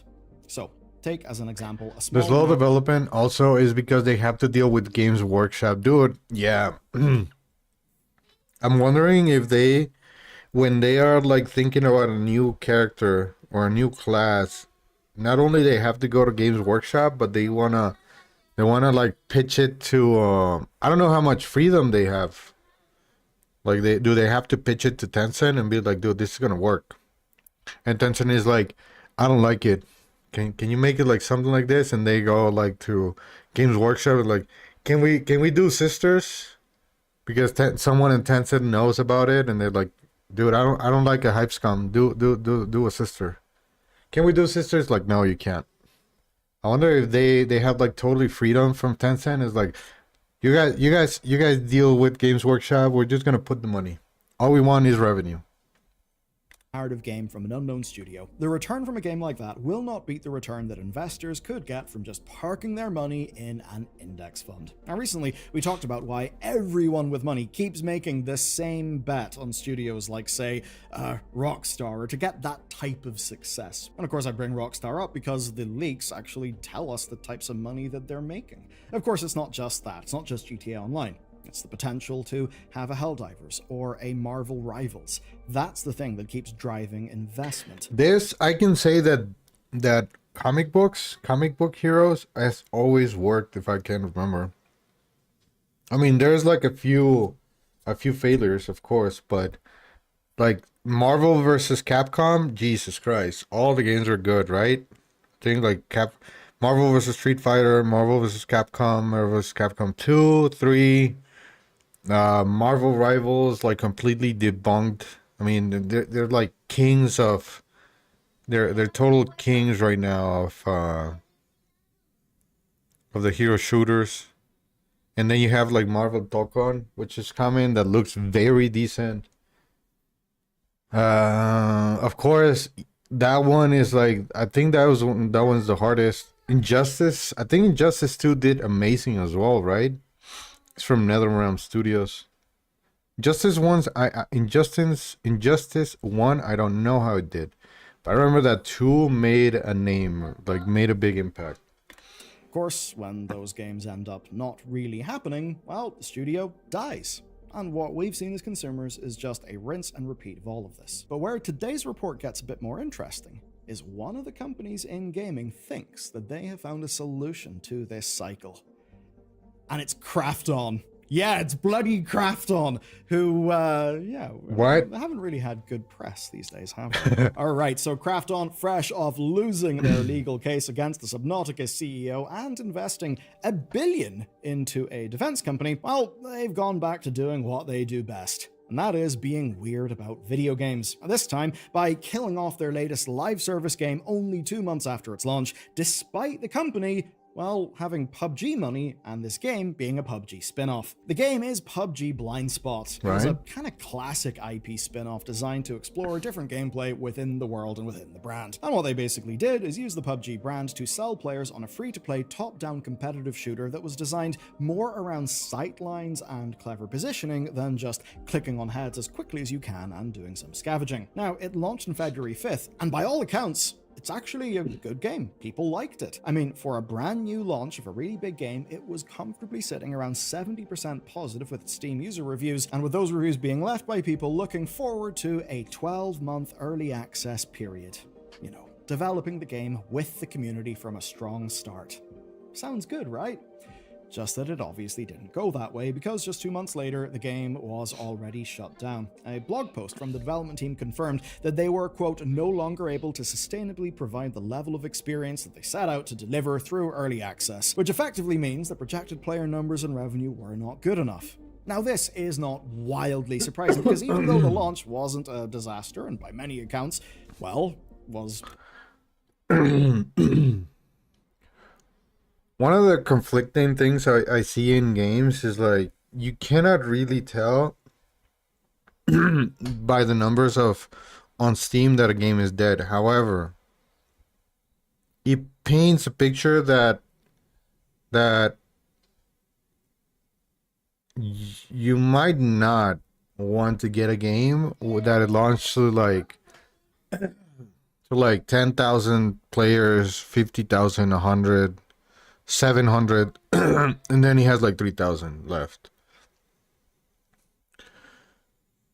It's really hard to not compare games like these to other like big names, right? But at the same time, that's from a consumer standpoint. From a corporate standpoint, how are they projecting these numbers? Based on what? there is like, what kind of games are familiar to this? Like freaking Miami Hotline. Well, based on what are they projecting a player base and go like, we didn't get it, pull the plug. Kraton recently became a military weapons contractor. That's what they used to, that's what they used that huge amount of money to make for gaming. That is like so fucking weird, man. Krafton is such a weird company.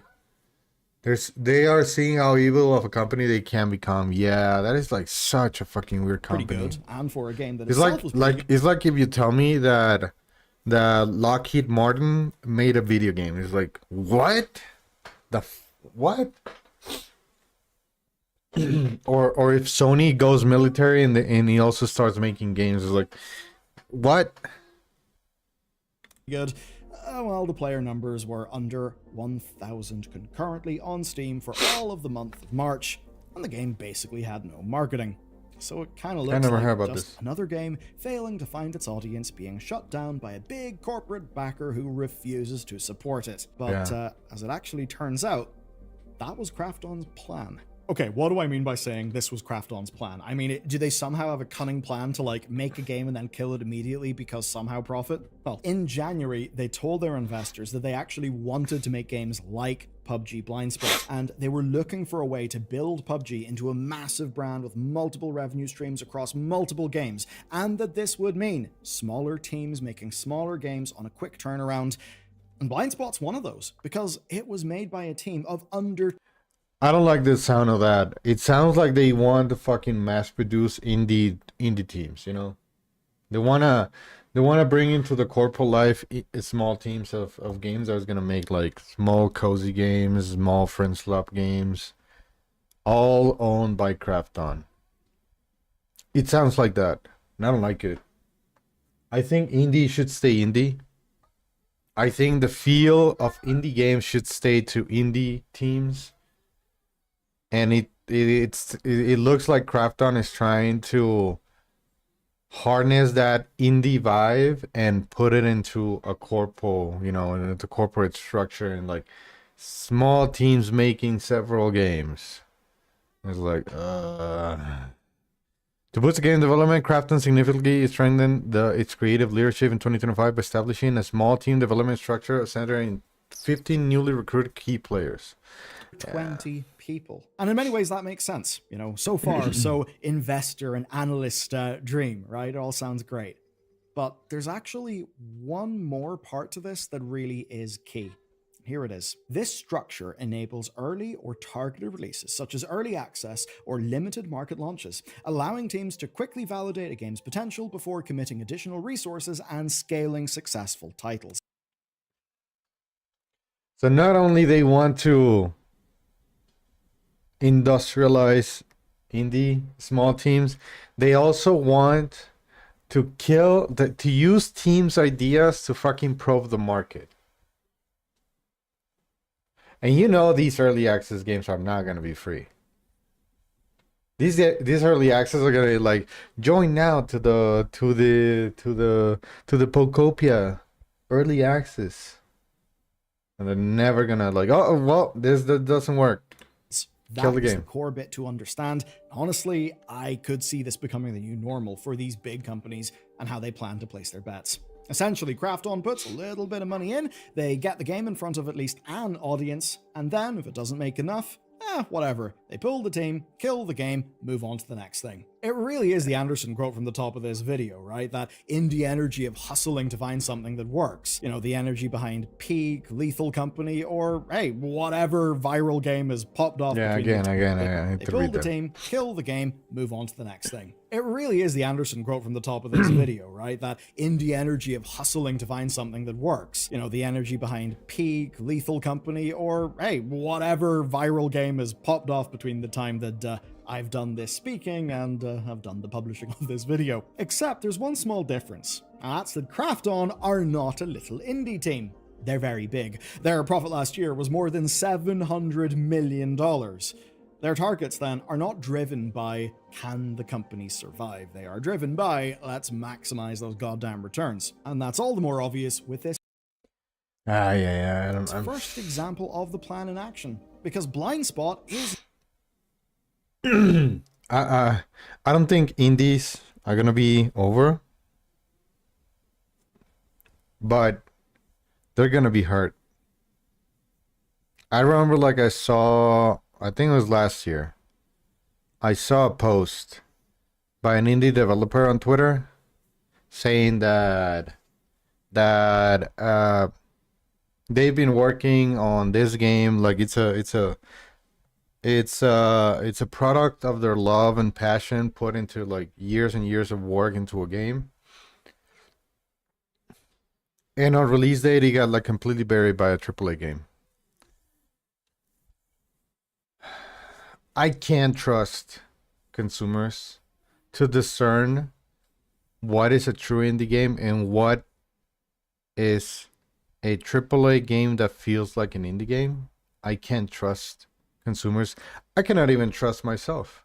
I'm pretty sure that I'm going to fall for the trap. And with this amount of money put behind these teams, they're just going to be perfecting the formula until like with AI videos, like old people cannot tell what's real anymore. Like, dude, this looks so real. This is totally true. You know? Yeah, Project Windless is one of those games, yeah. Yeah, I am definitely indies will not go anywhere. But you can just pretty much like picture where this is going. They're gonna hire small teams. Probably they're gonna go to indie teams to offer them a contract. They're gonna be hiring indie devs to put them like with others. No one's gonna know each other because most of the time indies is a meaning of like everybody in the team knows each other. They're friends. They are like, you know, college buddies, ex workmate buddies, you know. They all like get together. They have the same idea. They go to the same idea. They work in like in great synergy. And that's something that corporate cannot like replicate. Yeah, you can put a lot of money, but the thing is like, I don't know, man.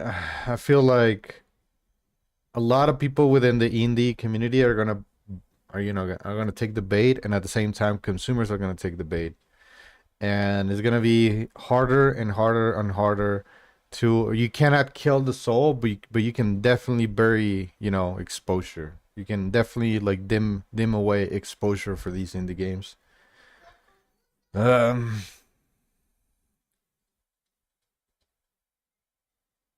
Yeah, I don't know. It's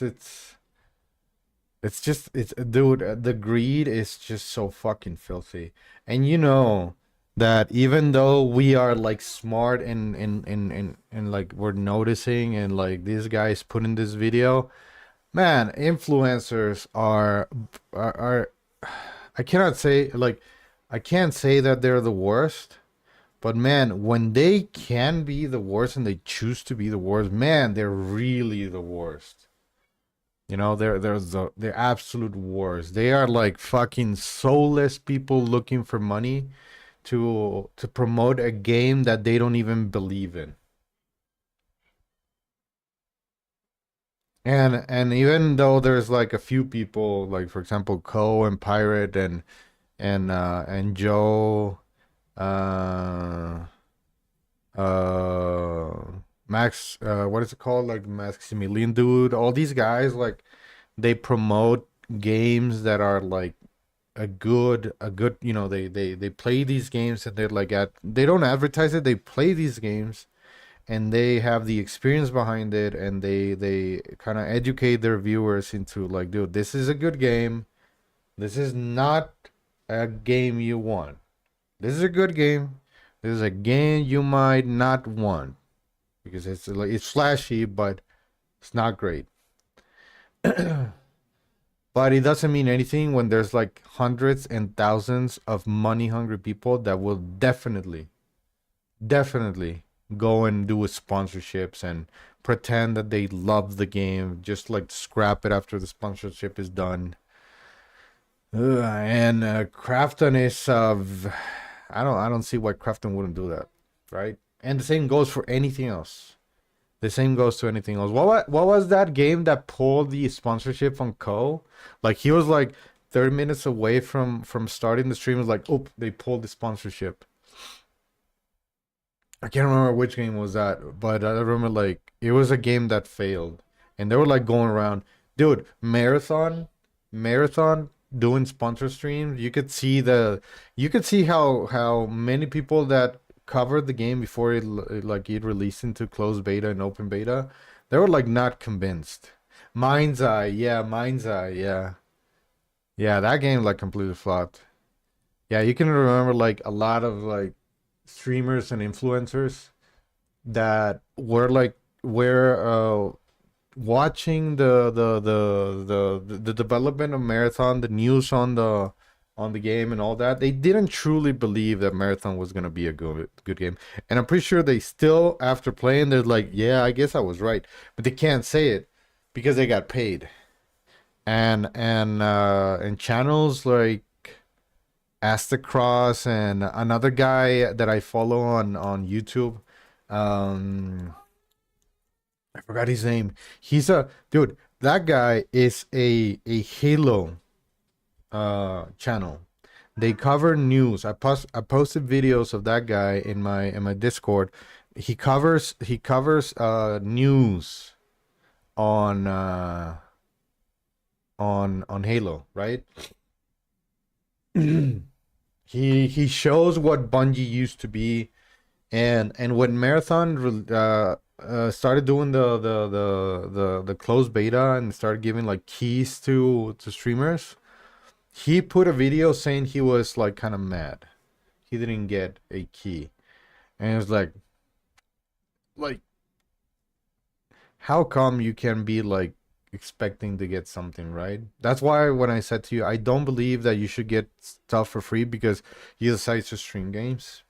I don't believe in that, and I don't believe in any sort of case. If you're a food reviewer, you should not get stuff for free. If you believe it, you're already a bad reviewer. But all these channels were like covering the news on Marathon, and you could like see those videos and see how they didn't believe that Marathon was gonna be a good release. And then when the scandal about the stolen art designs and that book or the lore of Destiny 2, everything like fell under over Bungie. They fucking went over that. They started releasing videos and be like, I can't believe they're doing this. Oh my god, I never. And then when they get the closed beta, they go and they act like this is actually a good game. I cannot believe Marathon is this good. Actually, the gameplay is pretty good. And it's not only Marathon, it's a lot of other games. A lot of other games. And you don't need to go to big AAA. I was like covering, I was not covering. I was like watching another like drama on Cozy Games about like some Chinese game that was like being developed, and they paid off all these Cozy streamers, and they started like doing shorts and doing long form videos and streams, and they were like doing what is it called? Opening the boxes that they got sent. Thank you for sponsoring this video to this game, and the game turned out to be like a complete trash. And where are these guys? They're still doing the same. They're still like promoting more and more and more and more and more games. They don't act like, they don't even apologize like, yeah, I made a mistake, I should be a little bit more judgmental or more picky with my sponsorships. If I don't believe in it, no, they're never gonna do that. They're just gonna be, who pays more? Niori, what's up, dude? They're just gonna be like, who pays more? Who pays more? Who pays more? Who's got more money? It's not a bad game. Not like, say, The Cube Save Us, which, by many accounts, was really not a great game. Blind Spot was niche, but it was liked. It just wasn't popular in the way that Krafton wanted, and that's because, for them, the bar is a mega success at almost no cost. They want to commit enough money to a team of like 20 people to get a game out there, so that they can then see, should we pile shitloads of money behind this idea? So, quite literally, it is disposable games. Yeah. What that essentially means then is that this game was supposed to fail, and the success basically exists as a bonus, not the thing that is expected in the base case. Krafton allowed for the idea of Blind Spot running a year in early access, but they planned for Blind Spot, and presumably any other game that is built as a part of this initiative, to just get pulled the moment that revenue did not hit whatever the target was. And this is actually something that the games industry is massively experienced at.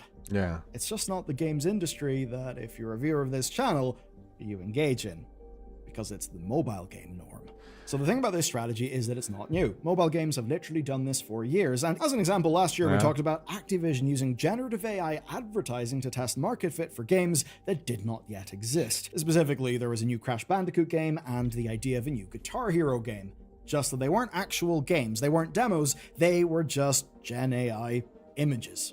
Now, the idea, right, is you That is basically so say, sneaky. hello there, Grok, and Midjourney, and AI friends. Here's a description of a game. Produce a screenshot of this game that we have just described. And then what they do is they run that as an advertisement, and they basically see which one gets more clicks. And whichever one would get more clicks would seem to be the one people are more interested in. Yeah, it's, Essentially a way to validate a game idea. Not even a game not by getting a bunch concept. of people to play a demo, Not even but to basically demo, sorry. target advertisements at the audience you want and see how they receive it. And in many instances, this goes way further I've seen than this, just like, everywhere. images. You've probably seen loads of like mobile game ads that have got weird like little mini games that aren't the actual game. Yeah. Well, what they actually often do is they use those weird video things that they make to see which mechanics of a game actually lead to better click-through rates, and then that will drive how the game is actually developed. By the way, You know what? What's even like more filthy or filthier? That they that they advertise this on kids channels or on kids profiles. My daughter has a YouTube profile for kids, and my dude, the amount of kids channels that swarm the kids profiles on mobile games about doing these kind of things, it's abysmal, my man. It's fucking abysmal. There are so many channels that I just keep going through and I tell my daughter, this is a bad video, don't watch this. This is a bad video, don't watch this. This is a bad video game, don't watch this. The amount of channels that just post gameplay of this, or even worse, parents that sit with their children at their lap and they're playing the game on the phone and they're like projecting it into the video. Dude, you have to be very, very like a very lowball person or a very questionable individual if you're using your kid for views to attract other parents' kids into telling you, Dad, get me this game on my iPad. Dad, get me this game on the phone. And you pay for those games, and guess what? Those games are linked to Google. Most of these parents have their credit cards or their bank accounts linked to Google, and kids are just like, oh yeah, you run out of turns, pay for more. There you go. This is one of the lowest things I've seen. I have absolutely like zero respect for YouTube channels that put on their thing, when you go to YouTube, you go, oh yeah, create video, and then you go, yeah, I wanna create a video. Let's create a video. Your prime sub is mine. Let's create a video. And you go like, okay, this. And then you go here. You go to this part, and then you go, yes, this is made for kids. That's all you gotta do. And this whatever I upload here is gonna be on kids' channels, and that's fucking disgusting. And there are like so many, even the faceless ones. You kind of like just skip away, right? You can skip away. You just go and like block channel, block channel, block channel.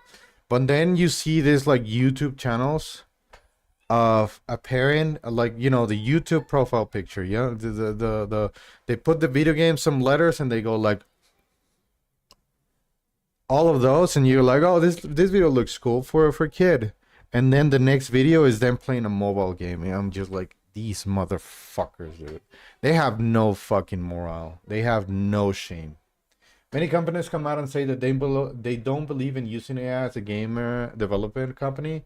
Crafton knows that they are an AI first company. They place AI at the center of their company proudly. And then that will drive how the game is actually developed. By the way, I absolutely hate every bit of this. It feels completely anathema to actual human creativity. But you can see why those making the decisions would like this kind of thing. Basically, it's a system that machines a game to a very fine point, targeting as broad as an audience as possible before the thing launches, with you being able to manage your risk as much as you can. And that's actually the escalation here, because on mobile, usually these test games never reach the public in a playable state. Right. Or if they do, it's in the form of a limited beta or a demo. Yeah. But with Blind Spot, it was a full Steam Early Access release. And you know what? Even that feels a little bit strange. Because with Early Access, it's supposed to be a game that is developed alongside the community.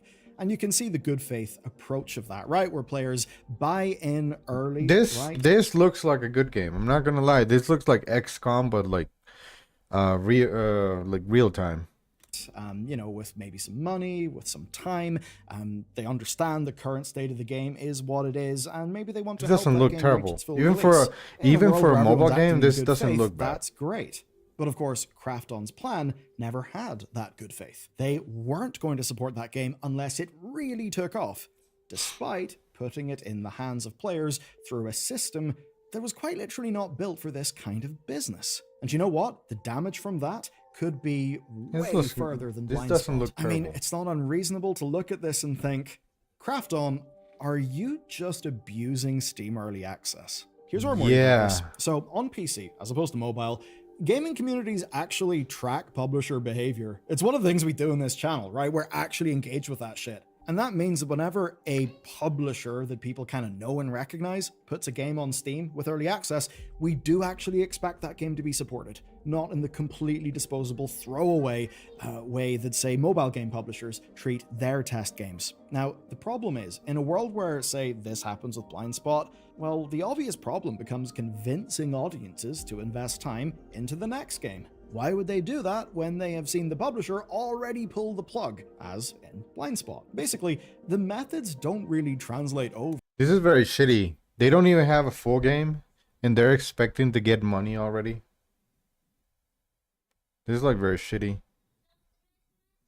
A AAA company worth what? 700 million or trillion?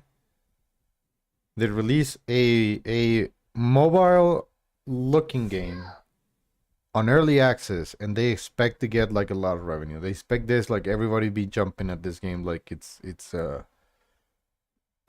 hottest stuff, man. Over from mobile to PC in a way that's healthy, because mobile gamers and PC gamers, I would say, are fairly distinct audiences in how they approach gaming, and maybe even how they identify themselves with gaming. And what that means is that while you can see Krafton's logic in this, maybe seeing it as being a bit like Blumhouse, the horror people, they would just have so many movies, and those movies would be fairly cheap to make. And the whole point would be that, look, there will be a few wins, and they certainly have had that. But I think it's just a bit different with video games, and of course now that audiences know Krafton are not really going to back games that they put onto Steam Early Access, well, why the hell should they support the next game that Krafton puts out? They will see Krafton and publisher and think, ugh, that's what's going to happen. But it's not just going. The thing is, like, my perspective on this is that I don't know who Krafton is. I don't know who Tencent is. I just know Tencent owns a lot of crappy Chinese games. I don't expect to hear Tencent owns Fat Shark, right? So when I hear it, it's like, Oh, really? Tencent, the crappy Chinese mobile games company? Oh, okay. Same thing goes for Krafton. I didn't know who Krafton is. Nexon is the same thing. It's like Nexon. It's like I don't know who Nexon is. I think they still have that, and they're trying to do whatever they can before they burn that bridge. It's just from at least for me, and I would like dare to say that there's a lot of people that just they just see the name of the game. They don't see who's the studio.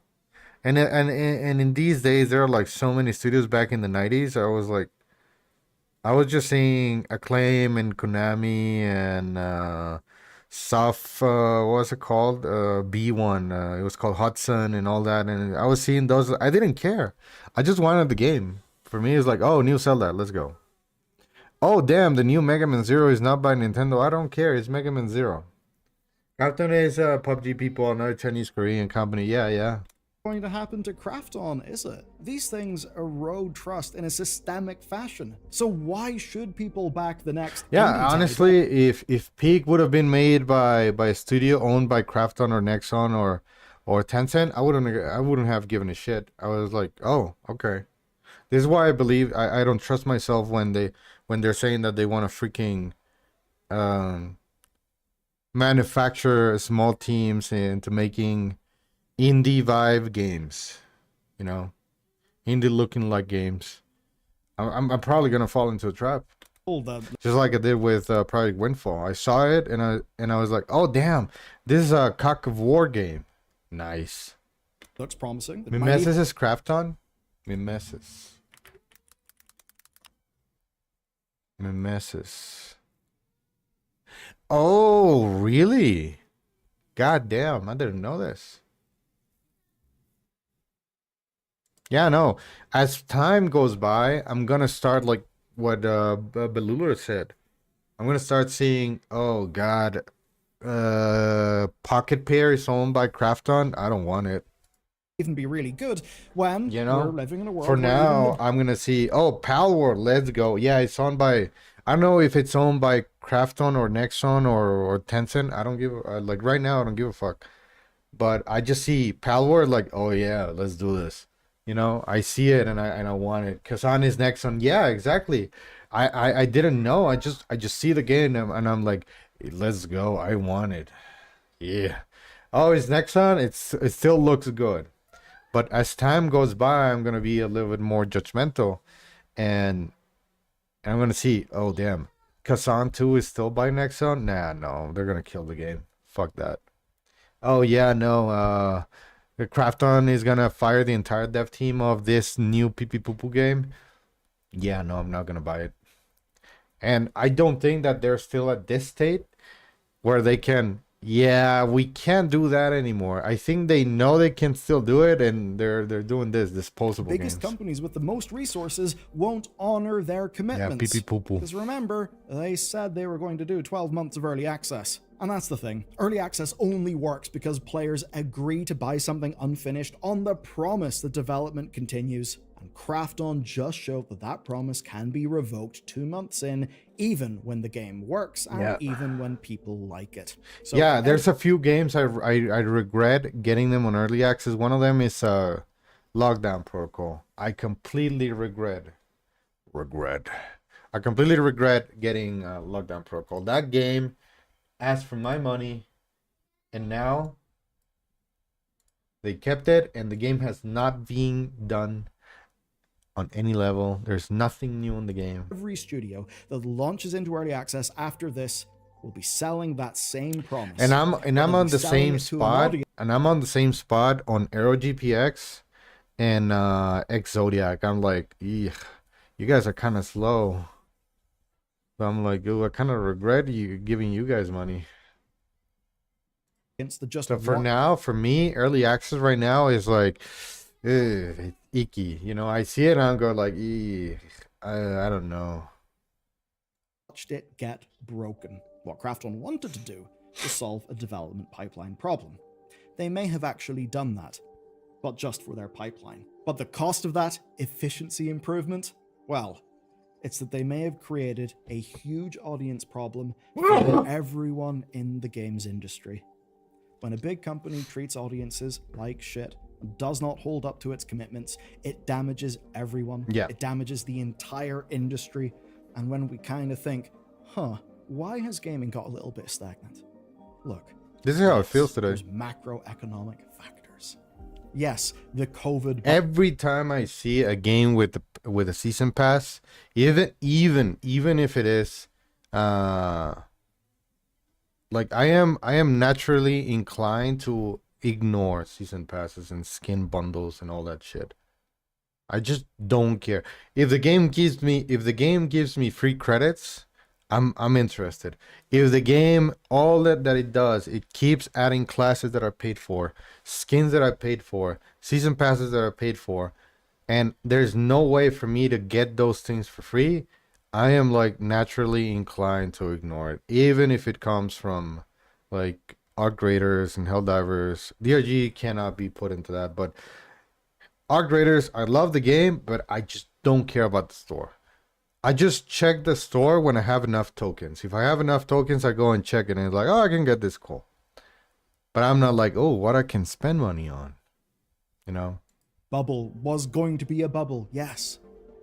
But is some of it not people I just don't care. being tired of how gaming companies have consistently treated their audiences and consistently squeezed for more and more? I think all those little paper cuts have added up. And today, seeing Krafton just add another one to the pile. Yeah. Krafton is definitely not a good one, man. Not a good one. All right, let's go back to one last run.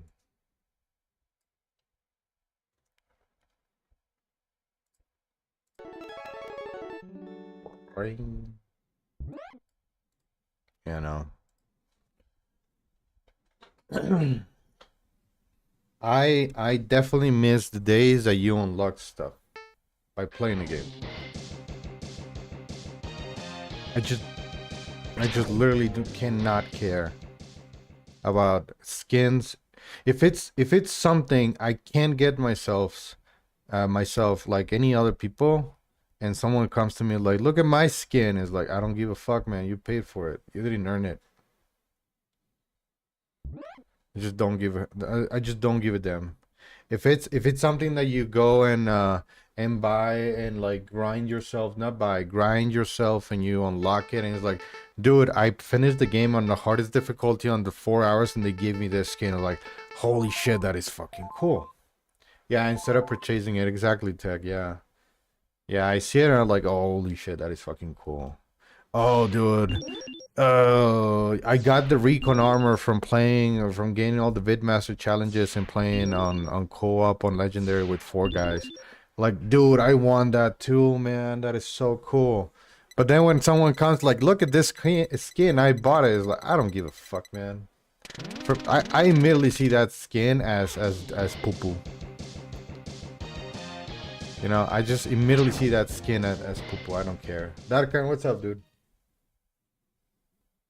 I just don't care. And the more flashy, the more baity it looks to me.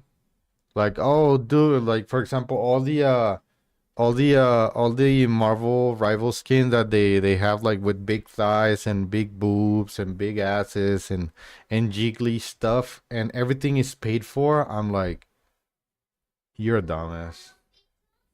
You're like, you bought it. You're a dumbass.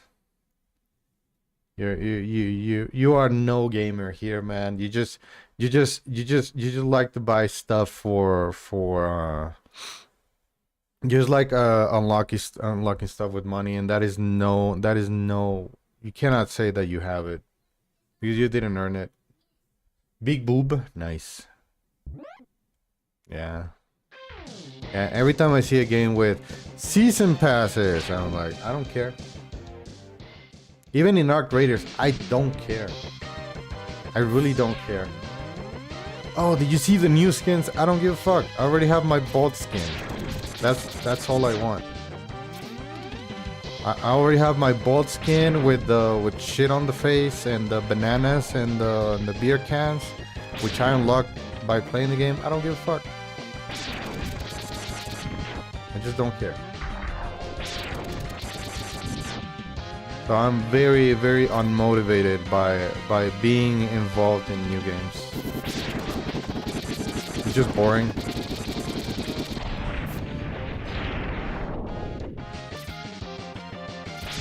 Ah! Damn it.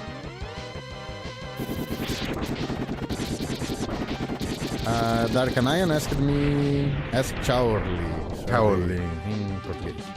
E aí, Darkan, seu pendejo, né? O que tu precisa? Se for pra falar de deixar a galinha de cabeça pra baixo de novo, eu tô fora. Mas se for sobre games, cerveja, ou aqueles homens grandões e fortões em armaduras, tô dentro. Manda aí.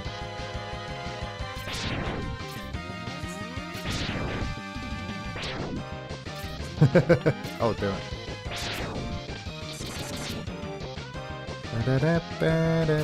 Oh, damn it. Yeah, no. I'm never gonna be interested in that, and I actively tell my daughter that she should be more interested about the gameplay of a game than the skins. And that's something I can't avoid because kids these days, they all they want is how to pay for it, how to unlock it with money. All they want is more of the what's it called on Fortnite, V-Bucks? Yeah, no. For the people that actually play Fortnite for what it is, cool. It is not a terrible game. If you're just playing it for the skins, I'm just like, yikes, man. You know that there's like other games that you can like dress your character and get like cool stuff without paying for it? Like there's actually other games that you can play and you don't have to waste money. You know? There's games that you have to like complete a dungeon, do a mission, go and find it on the map. You know?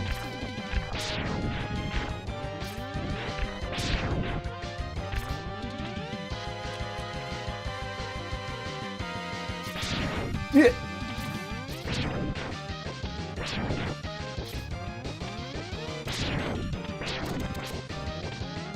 What's up, Darkan?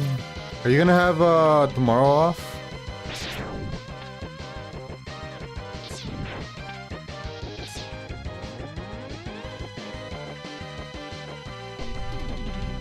Friday, same here.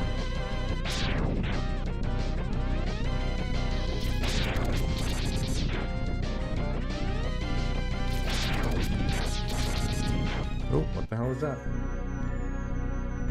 Yeah, I don't know.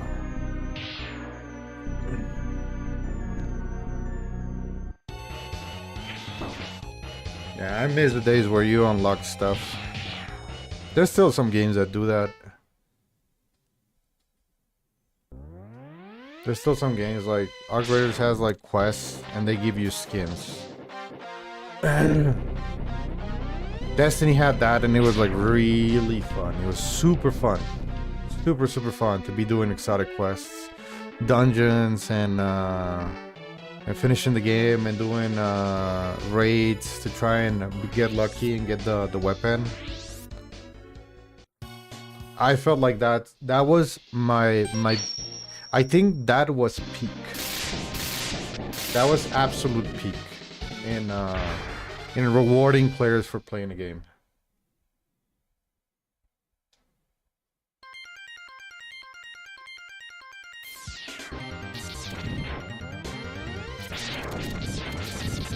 You were never forced to be weekly grinding a game. You were never forced to grind the game on a daily basis. You were never forced to oh nice, own season passes. You only needed to have the latest DLC. And that felt like really healthy. Even though I am not a fan of DLCs. Oh damn it. I got on with it and I got used to it and that felt like really nice. because you not only got like new armor and weapons, you also got like new story. That always felt good.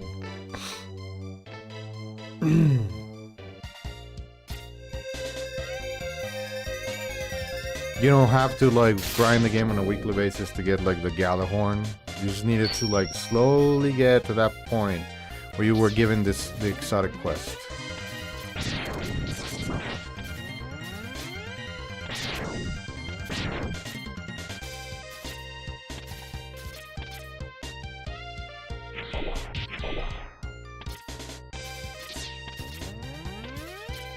Oh boy.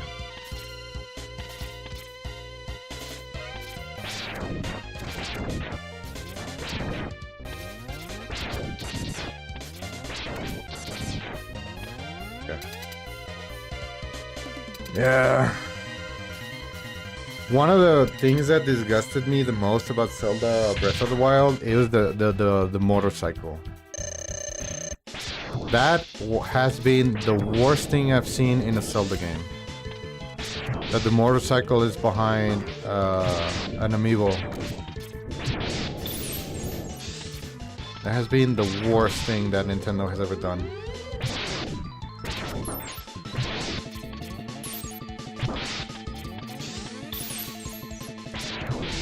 And I think it got even worse with Metroid, right? Metroid Prime 4. I think music for the desert is locked behind a fucking amiibo. That's even worse, man. At least a bike you can like, yeah, whatever. I don't need the bike, I have horses. But fucking soundtrack behind an amiibo is like, come on, man.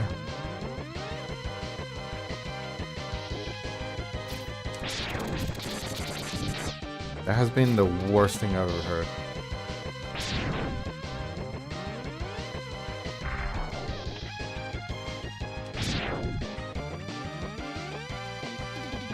Oh, damn it.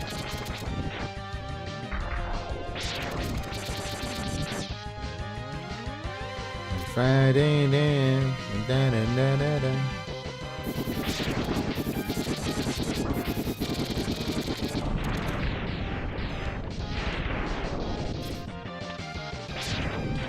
You know what? Yeah, I need it. Yeah, that was a good call. That was a good call.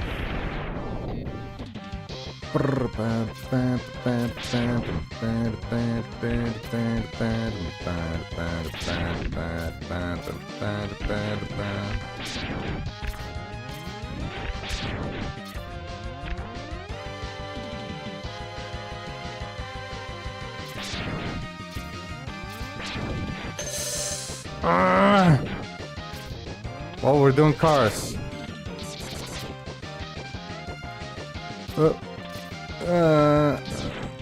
Damn it. Shit. Shot it too soon.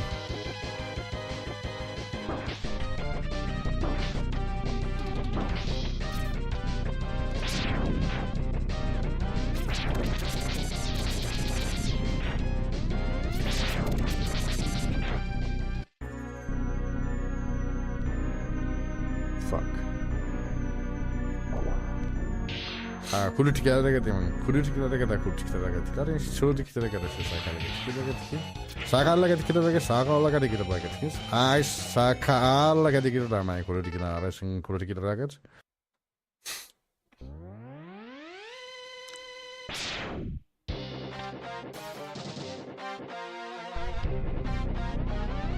It's beautiful. Bum bim bum boom bum bim ba ba ba da da.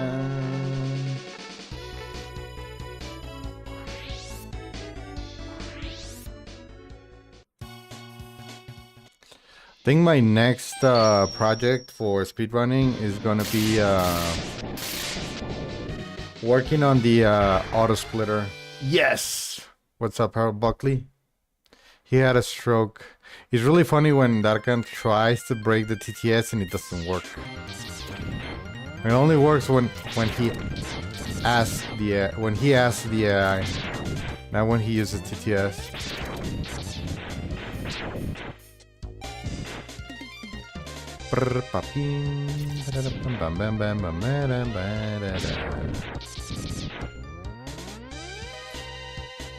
You're like, all right, I'm gonna have everyone laughing with the best TTS, and it's just like random noises. Ah, shit.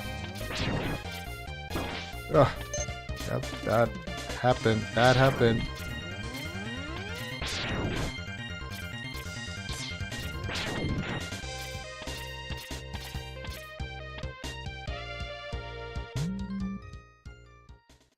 The cruel angel thesis. I don't know what is that, dude. I mean, AI works with prompts, so you need to know the prompt. If AI doesn't recognize a prompt, it's just gonna give you a default answer. Like, sometimes when Darkan asks some stuff, the AI doesn't know, like, the prompt is wrong, so he just goes back to personality. So you need to do the right prompt. You need to formulate the question. Like, for example, when Darkan asked it, like, oh, can you tell me about your day? Answer in Japanese. Answer in Japanese is a prompt. And then, can you tell me about your day is not a prompt. If you tell it something like, can you tell me how was your day if you were at Coachella? It's like, oh, that's a better prompt. Yeah, you need to ask it the right prompt. Oh wow, I kept pushing button. Great. Fuck you.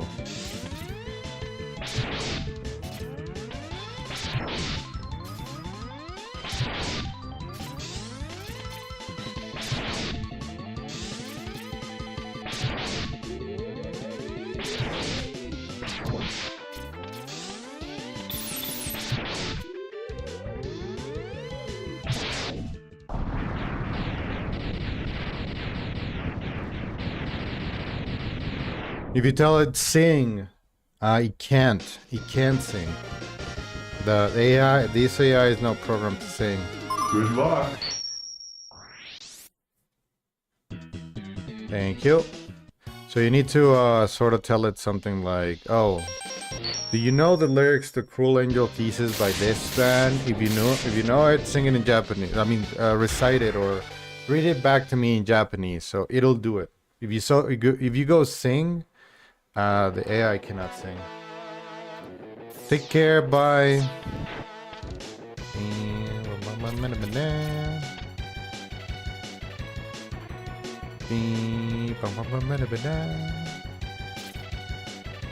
So,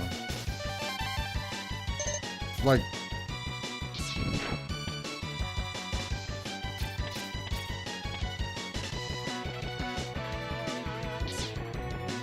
let's go, baby.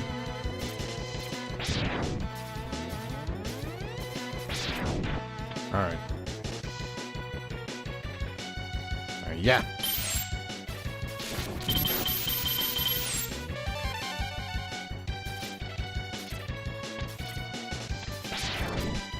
I knew it. I was late. Shit.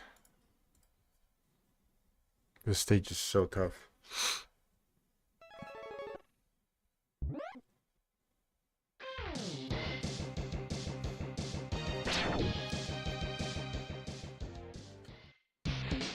Yeah, like, if you wanted to ask about someone, you need to tell it, like, oh, can you tell me about Charles VC?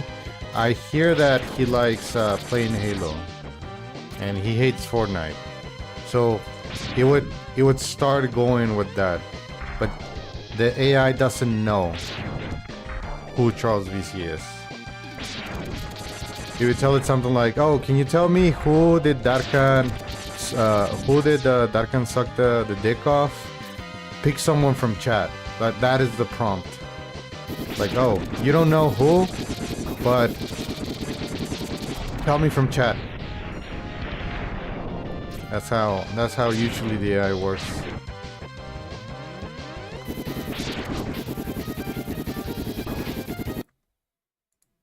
That's how the AI works. Like the other day, I was like in Jiva's channel, and I told him like, "Oh, I hear that that Poisop is always like saying in every party that she's gay. Do you know who she's trying to impress? Pick someone from chat." And she picked me because there were only 2 chatters. So that's how it works.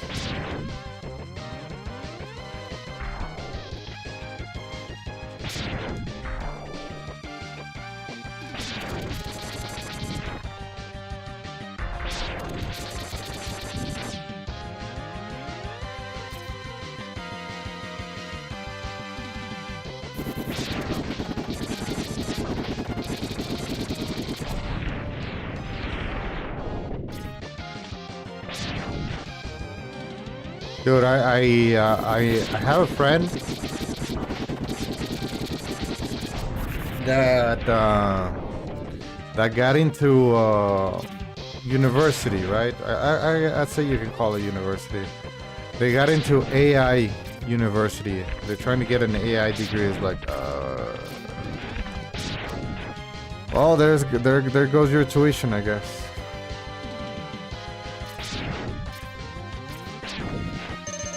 What in the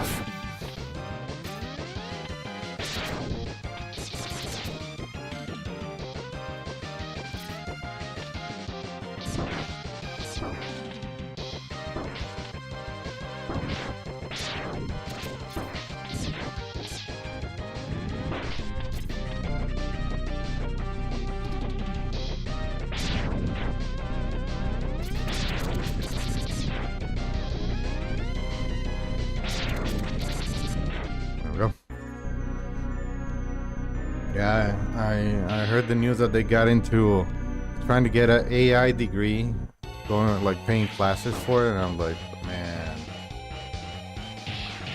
like not developing AI, using AI, and it's like, dude, you're just paying for tuition, and then when you get the degree, you're gonna keep paying more because you need to pay for tokens. That's how AI works.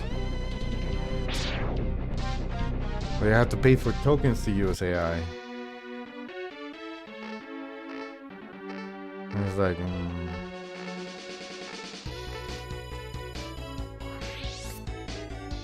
like I think I heard some news that the CEO for Nvidia is saying something like, yeah, I have an engineer that I pay him like 500,000. He costs 500,000 to the company. If he's not investing 250,000, I'm gonna be mad. And it's like, wow, dude, you just like, you can pretty much call it like fucking money laundering.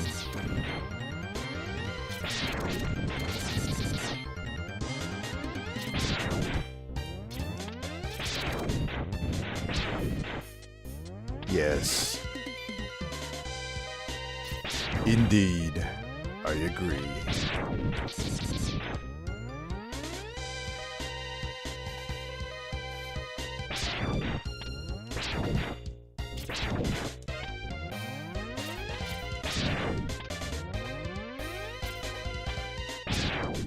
Ah, god damn it.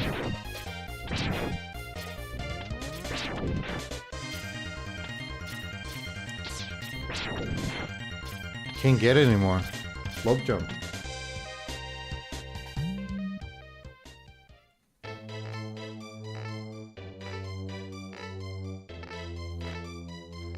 Bam, bim, bam, bam, bam, bam, bam.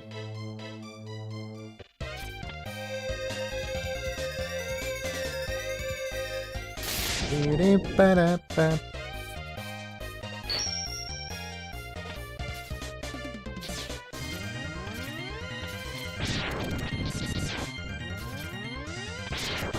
Ah.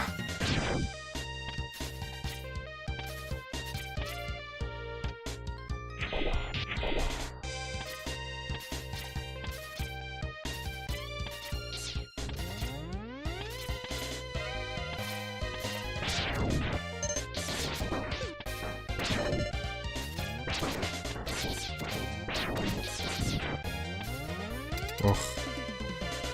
205. 205 gate. Okay.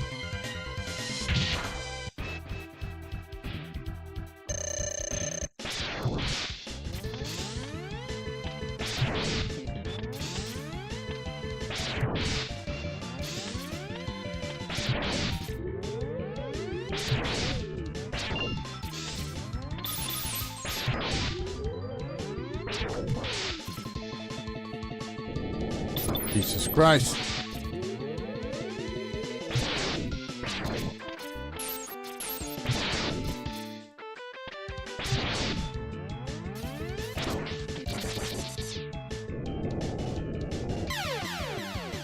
The hell?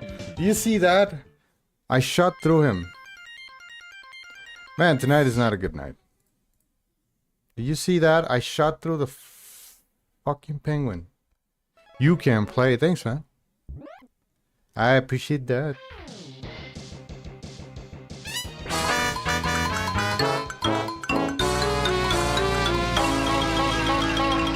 Exactly. Dude, I shot through the penguin. What the hell? God damn it. Every time I try to fight that fucking penguin, I'm having troubles with it. Every fucking time. Of all the bosses, it's always freaking penguin. Penguin, penguin, penguin. Penguins.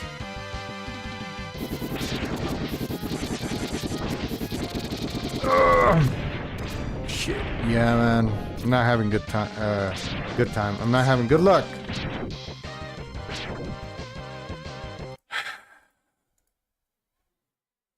Tonight's not the night. I need to practice a lot. I need to practice the intro level a lot.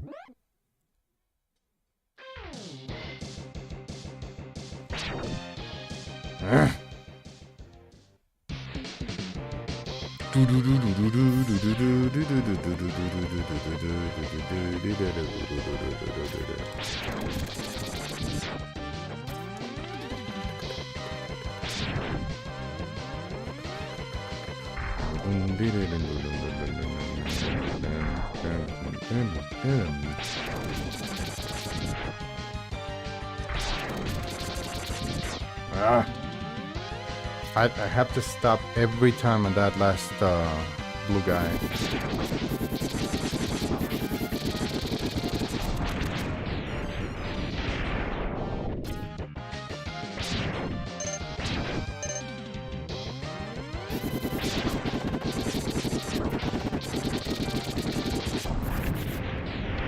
Okay. Alright, I'll try cars.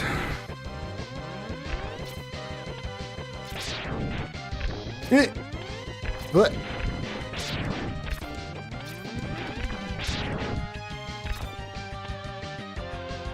Let's do this. God damn it. You motherfucker, dude.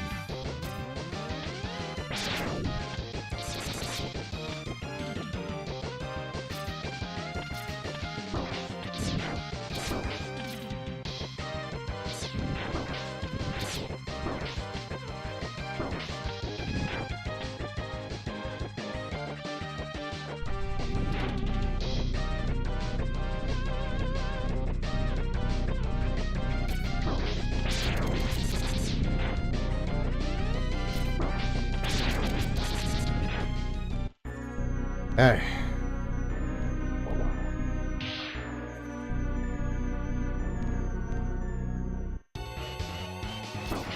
I need to find me a good controller, man.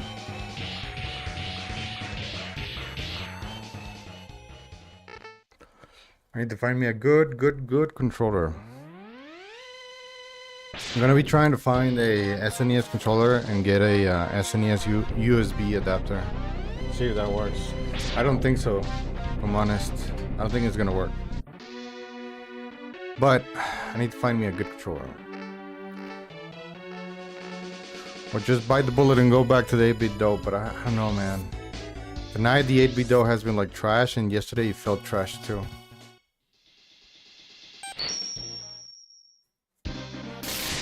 And when it gets in your mind, you cannot just you can't shake the feeling that is a controller, even though if it isn't, you just like keep thinking fucking controller. It is a controller.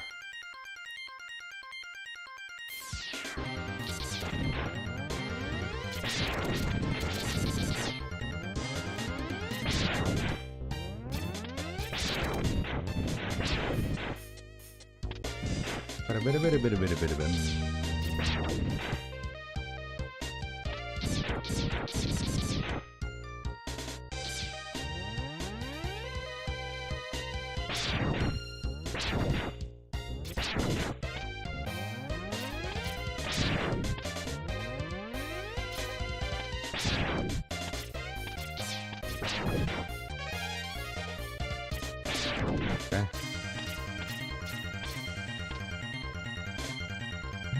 All right.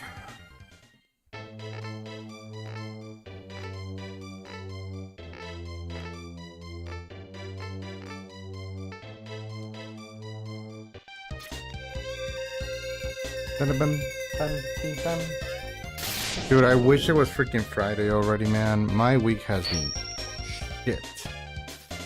My week has been absolutely horrible.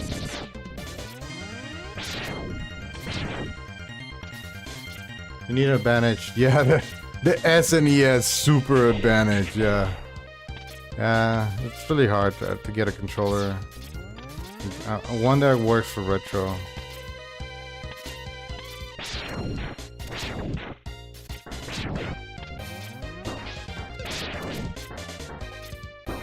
Shit. Fucking dash didn't come out. 201? That's not bad. 201 on gate, it's actually good. I was actually gonna be faster than that.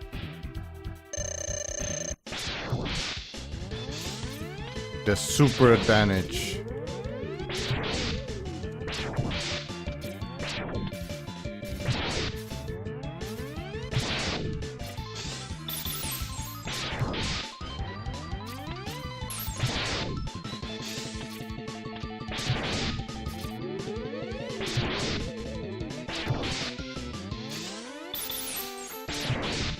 Good fight. Yeah, I need something good. Something that I can actually also fix. Because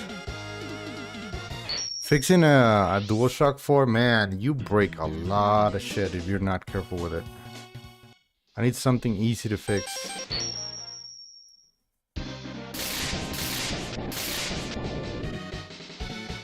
Yeah, I tried fixing other controllers for a friend, and like you have to fucking be extra careful. There's a lot of freaking pins and shit that keep the controller together without the bolts, and that thing breaks so fucking easy.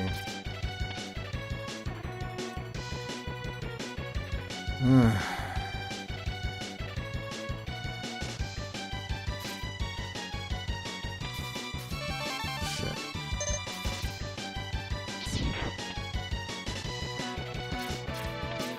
Go.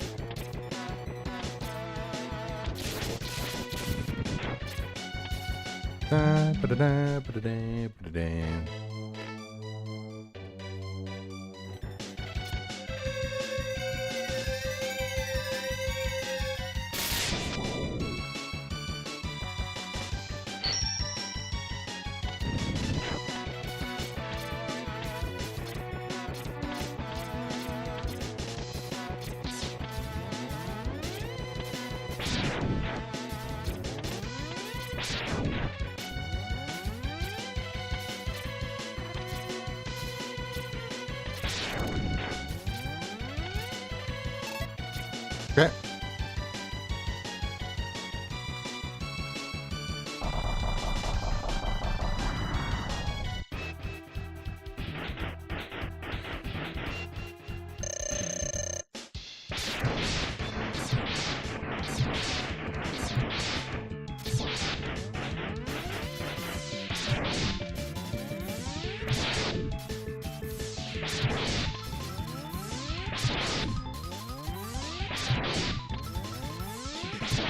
Oh boy, he's gonna dive.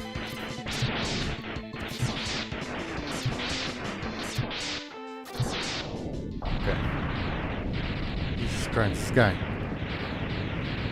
gave me a very bad fight.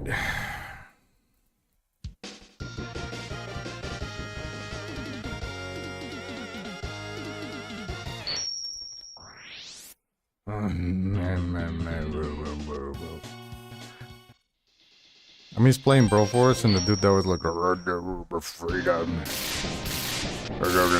America, that's our ego.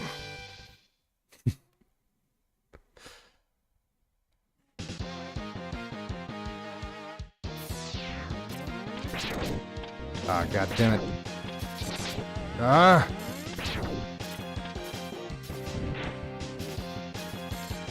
Dude, jump!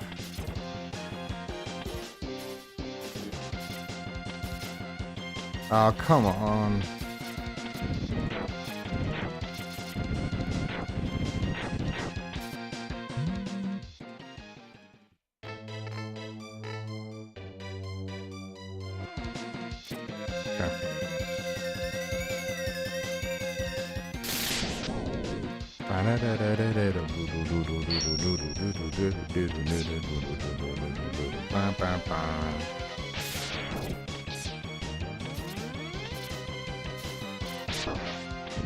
Great, great! Even better.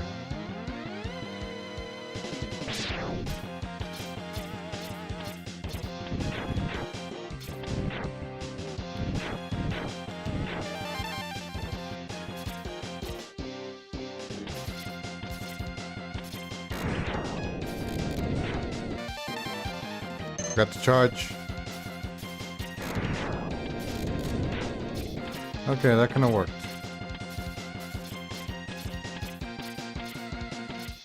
Jesus Christ, Carlos!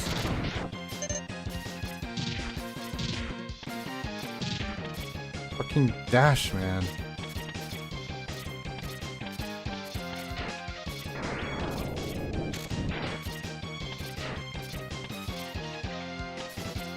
Jesus.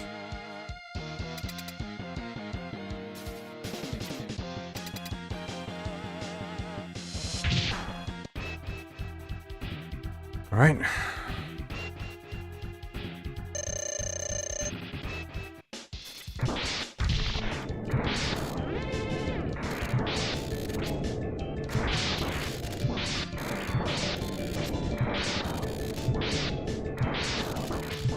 Okay.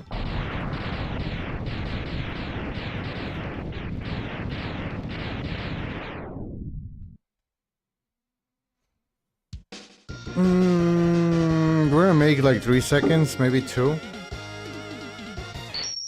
3 seconds, we gained 3. 3.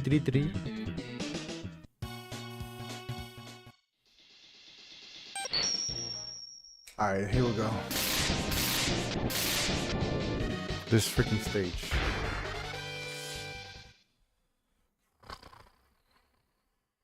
I don't like this stage at all. I really don't like it.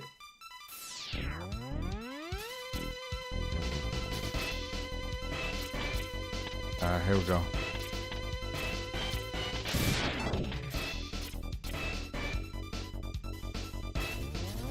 Uh-huh.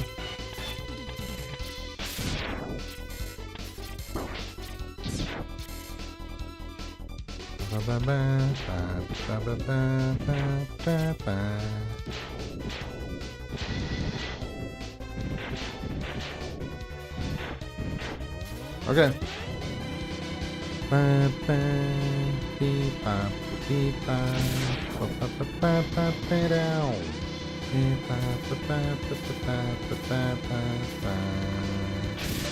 Ah, there we go.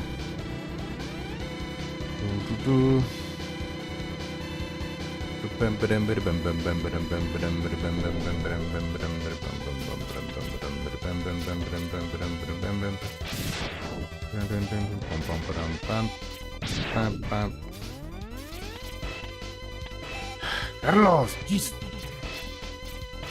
You have to fucking dash.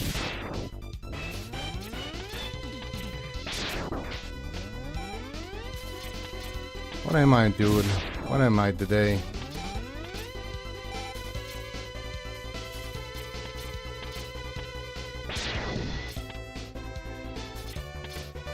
Okay.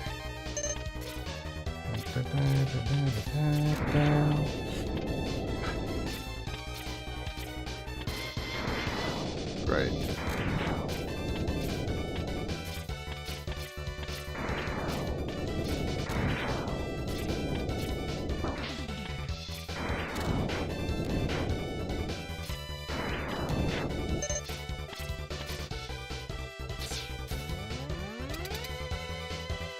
Yeah, I think I'm gonna go back to the 8-bit DAW. I'd rather suffer with the 8-bit DAW than to learn a new controller.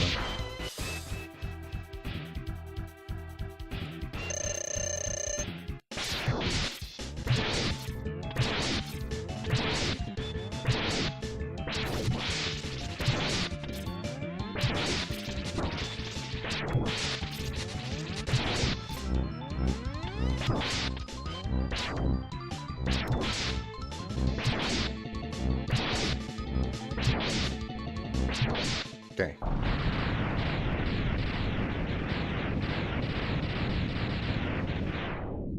This is a very bad run.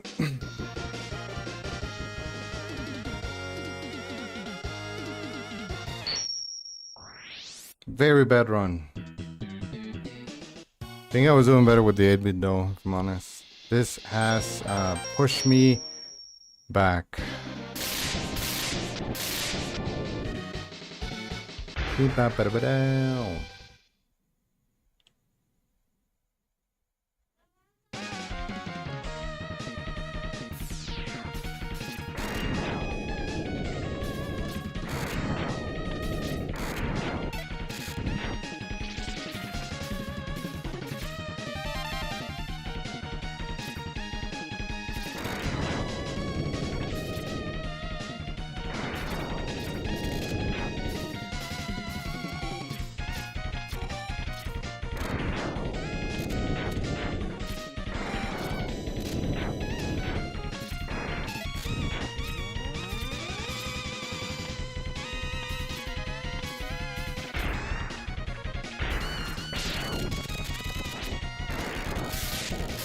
I didn't get the dash jump right there.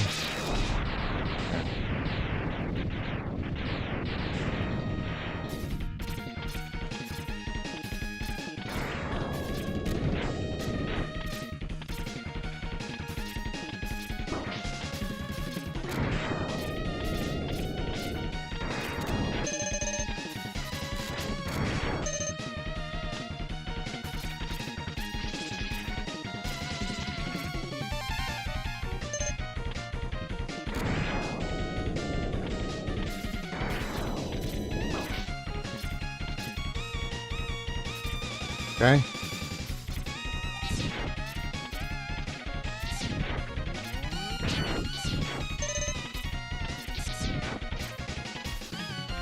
Okay.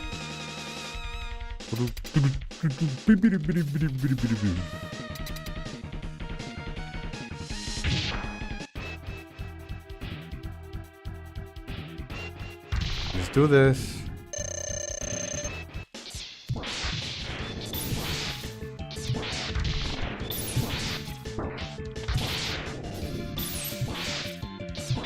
Dude, stop.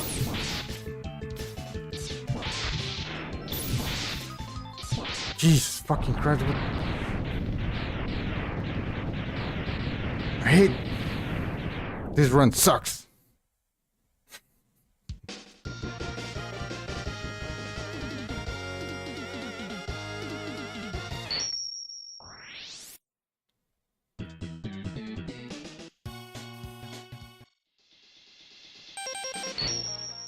This run sucks.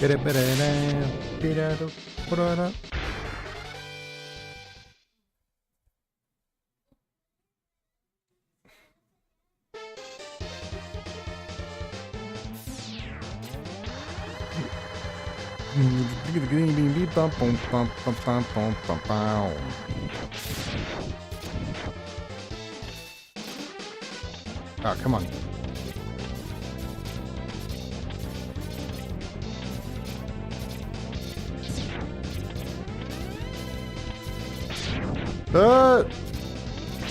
No.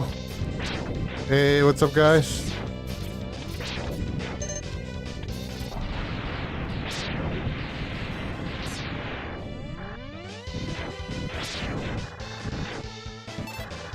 T-Roy, what's up, my man?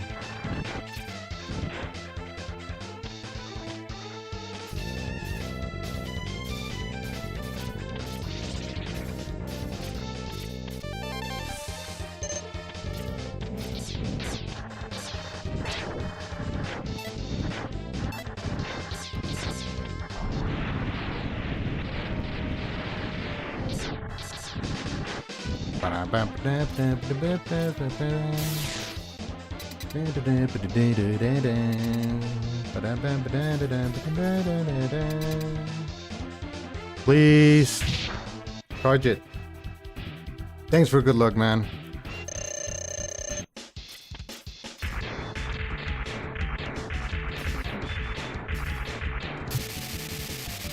Oh, he's going the other way.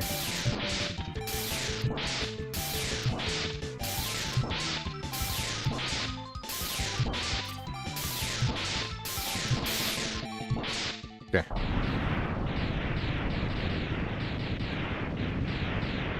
We're gonna lose time on this one again. Sorry, my dude. I don't speak Japanese, only English and Spanish. Only English and Spanish. On octopus.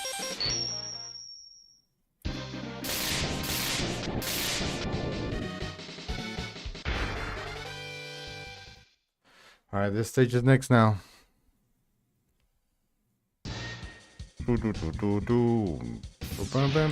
Oh, oh.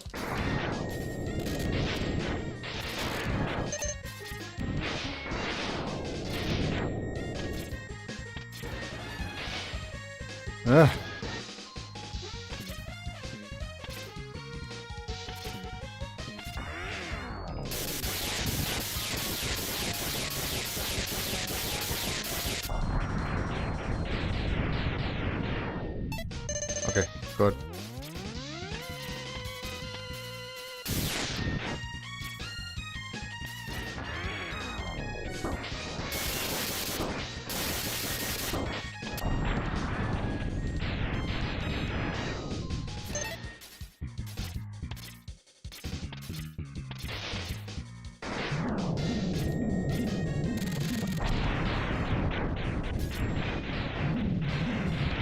Okay.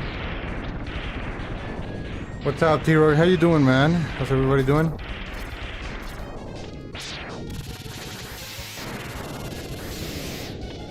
Yeah, that's not what I wanted it to happen.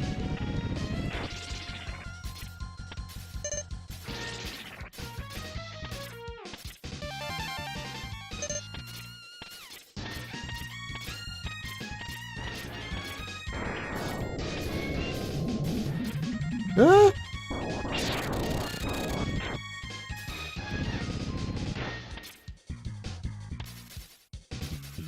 Ah.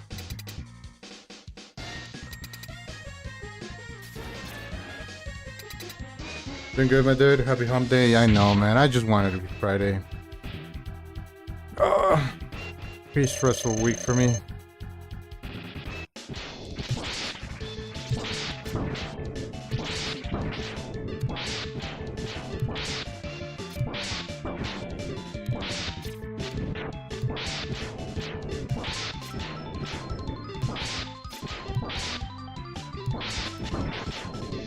No. Good fight.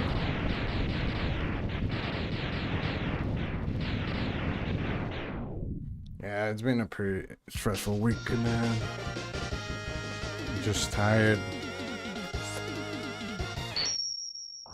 Nice. Give me a second. Go, you get a 42, I'll make tomorrow Friday. Yeah, right. You can control time. And yeah, I didn't want to stream today, but I was like, you know what? I do love playing Mega Man, and this game helped me through very shitty years. So like, why not? Why not go for it? It's gonna help me either way. Yeah, I'm just not having a good week.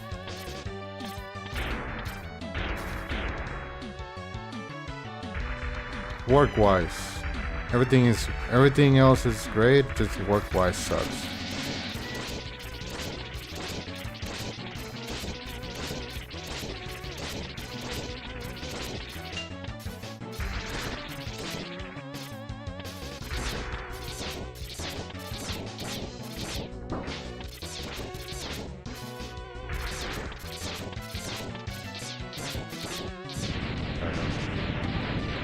Yeah, man, I know. Just not happy. Not happy with my job at the moment. Not happy.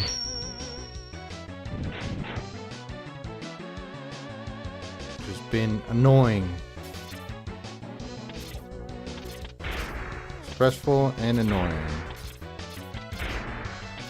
But I've been there before.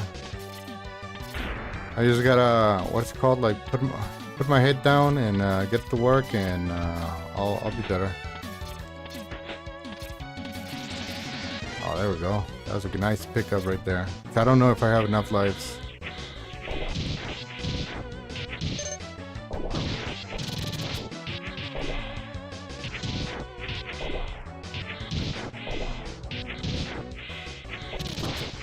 Holy shit, what the hell was that jump? Oh. Yeah, I never last for exactly. I just gotta concentrate, do my job. The days will go by and I'll be back on being okay. It's just a lot of work, man. Someone's missing in the team and I'm covering for them, but there's like, feels like I'm covering for 3 people. And my boss is like, dude, why are you not doing your job? Like, hello? I'm covering for 3 people? I'm getting the job done. It's just like there's a lot of stuff that I oversee. Yeah, exactly. Yeah. I'm in charge of stuff like on this side of the continent, and they're assigning me Europe and Asia, and Jesus, man. It's I'm tired. I'm tired. I had to talk to my boss about my pay raise, because the company has like a yearly pay raise, but since the pandemic, they haven't raised anyone's salaries. I mean, they have raised some people's salaries, but I don't want to use that argument, you know? I don't want to use that argument.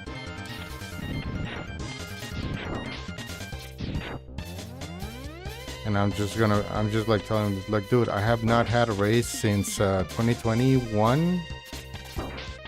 And I think I'm due to one, just for the sake of inflation. I think I'm entitled to a salary increase.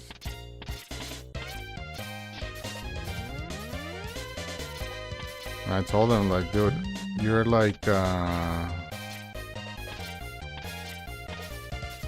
you're just giving more and more job, more and more job, more and more. I'm failing to meet deadlines.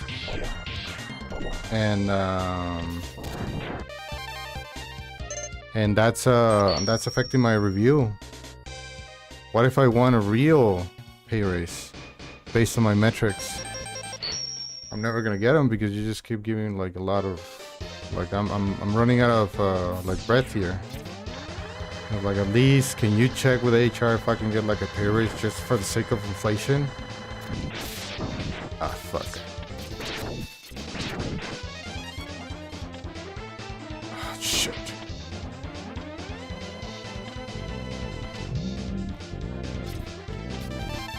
He's like, yeah, let me put a ticket with HR. And today I had a meeting again. Like, dude, why are you missing your deadlines? He's like, I'm not missing them. You gotta push him back.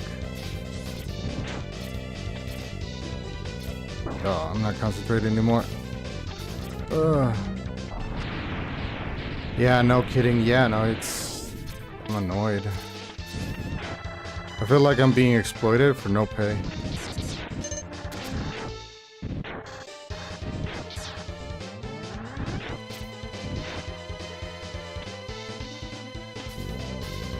And like he offered me like overtime. I was like, you want to do overtime? It's like, dude, if that's the only way I can make more money, then yeah. But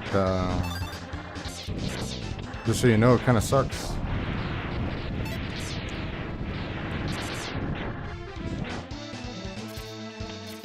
And today, this meeting, he was like, yeah, you gotta step it up, man. And he was like, dude, I'm stepping it up. They're like suffocating me here. And then his boss is like, dude, we need to talk. Like, yeah, we need to talk. I'm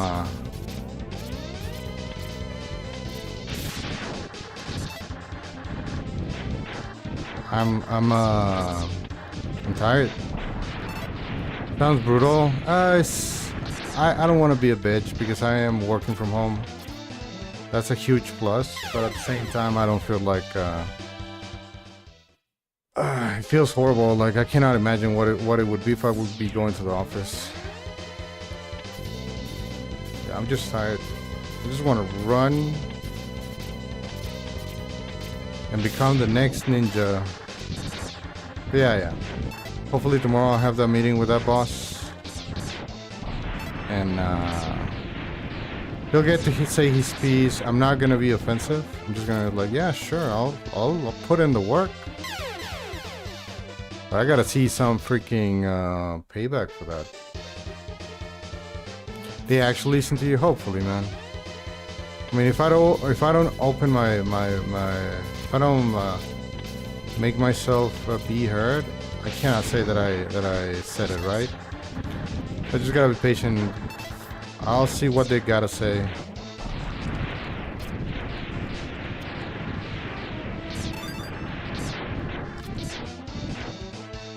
Oh my god, I almost messed that up. I'll see what they have to say. And if it's something like, dude, like we're gonna work with you. We know you gotta put in the work. Like, okay, I'll make the commitment, but I need to see something in return. Like, can we at least evaluate my pay raise after the mayhem is gone? Is like, yeah, we can. All right. Nah, you should be paid for your job. Thank you, Michelle. Yeah, I agree.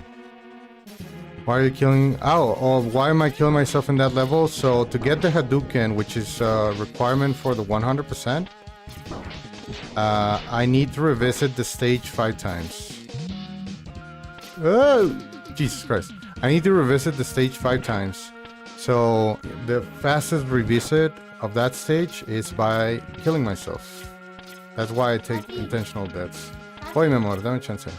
Ve con mami. That's why I am killing myself over and over. Dame un besito.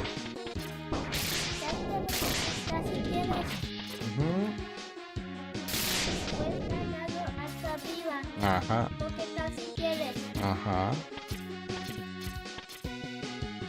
There we go.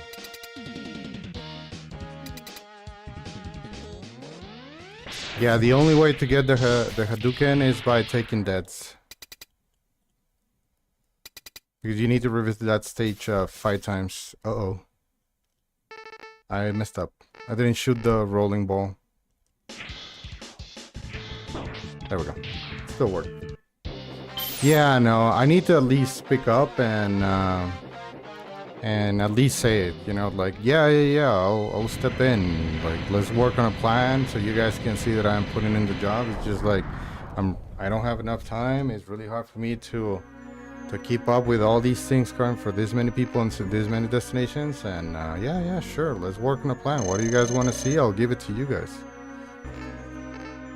And after that, I'll be like, yeah, can we at least talk about my salary? There we go. Yeah. Yeah, Javi, that's why I do that. I need to revisit the Dillo stage 5 times. The fastest way to do it is just taking a death. That's the fastest way. On the 5th stage, on the 5th visit, you get the Hadouken and you need to have 100% of your inventory. And you gotta be there with full health. So that's why I did it. It's a requirement for 100.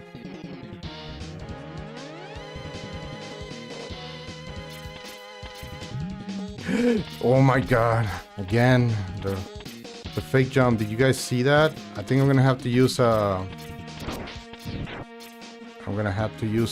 tank here. The fake wall jump, that sucked. Yeah, no, I work with tickets, so that's how it works. I work with tickets and I put in tasks. Yeah, it's just that the nature of my job involves me working with other departments, so the time that I spend on tickets, it's also related to other departments, and they're also swamped with work. They're also swamped with work, so there's nothing I can do. Like, I can show them, like, dude, here. I can show them all the logs. Like, here, every day I'm working, every day I'm pushing, every day I'm pushing. It's just like...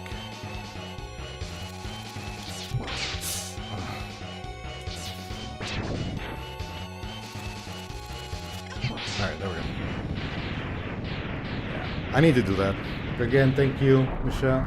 Michael, sorry, I call you Michelle. Michael who? Yeah. Tomorrow, hopefully tomorrow I'll have that meeting. I'm not afraid to talking to the boss of my boss. Like, I'm not they're respectful. I respect their position, but at the same time, like, I have nothing to hide.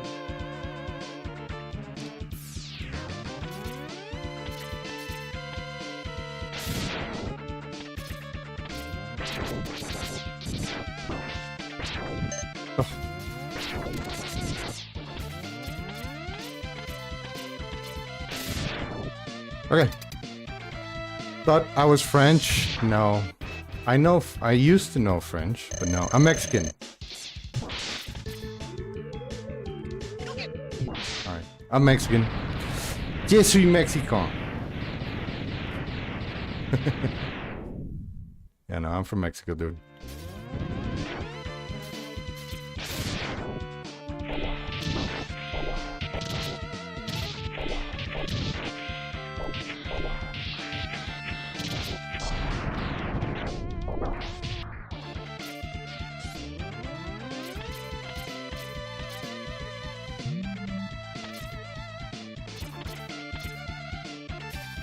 Okay.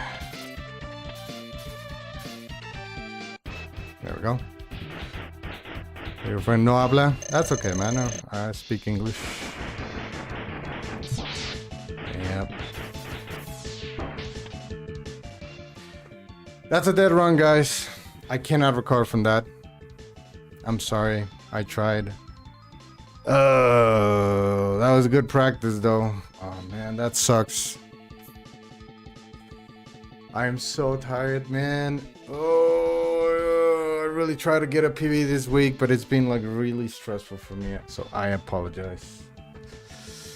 I think this is the second time, right, Tech? Second time that Eagle kills my run, I believe. Yeah, second time. Try again on the 7th, exactly. Wait. When's the 7th? When is the 7th? Oh, it's Thursday. It's Thursday. Well, it's on the 17th, I guess. Oh, 17 is Sunday. Well, when's the next 7th? When is the 27th? Hey, the 27th of May is Wednesday, so yeah.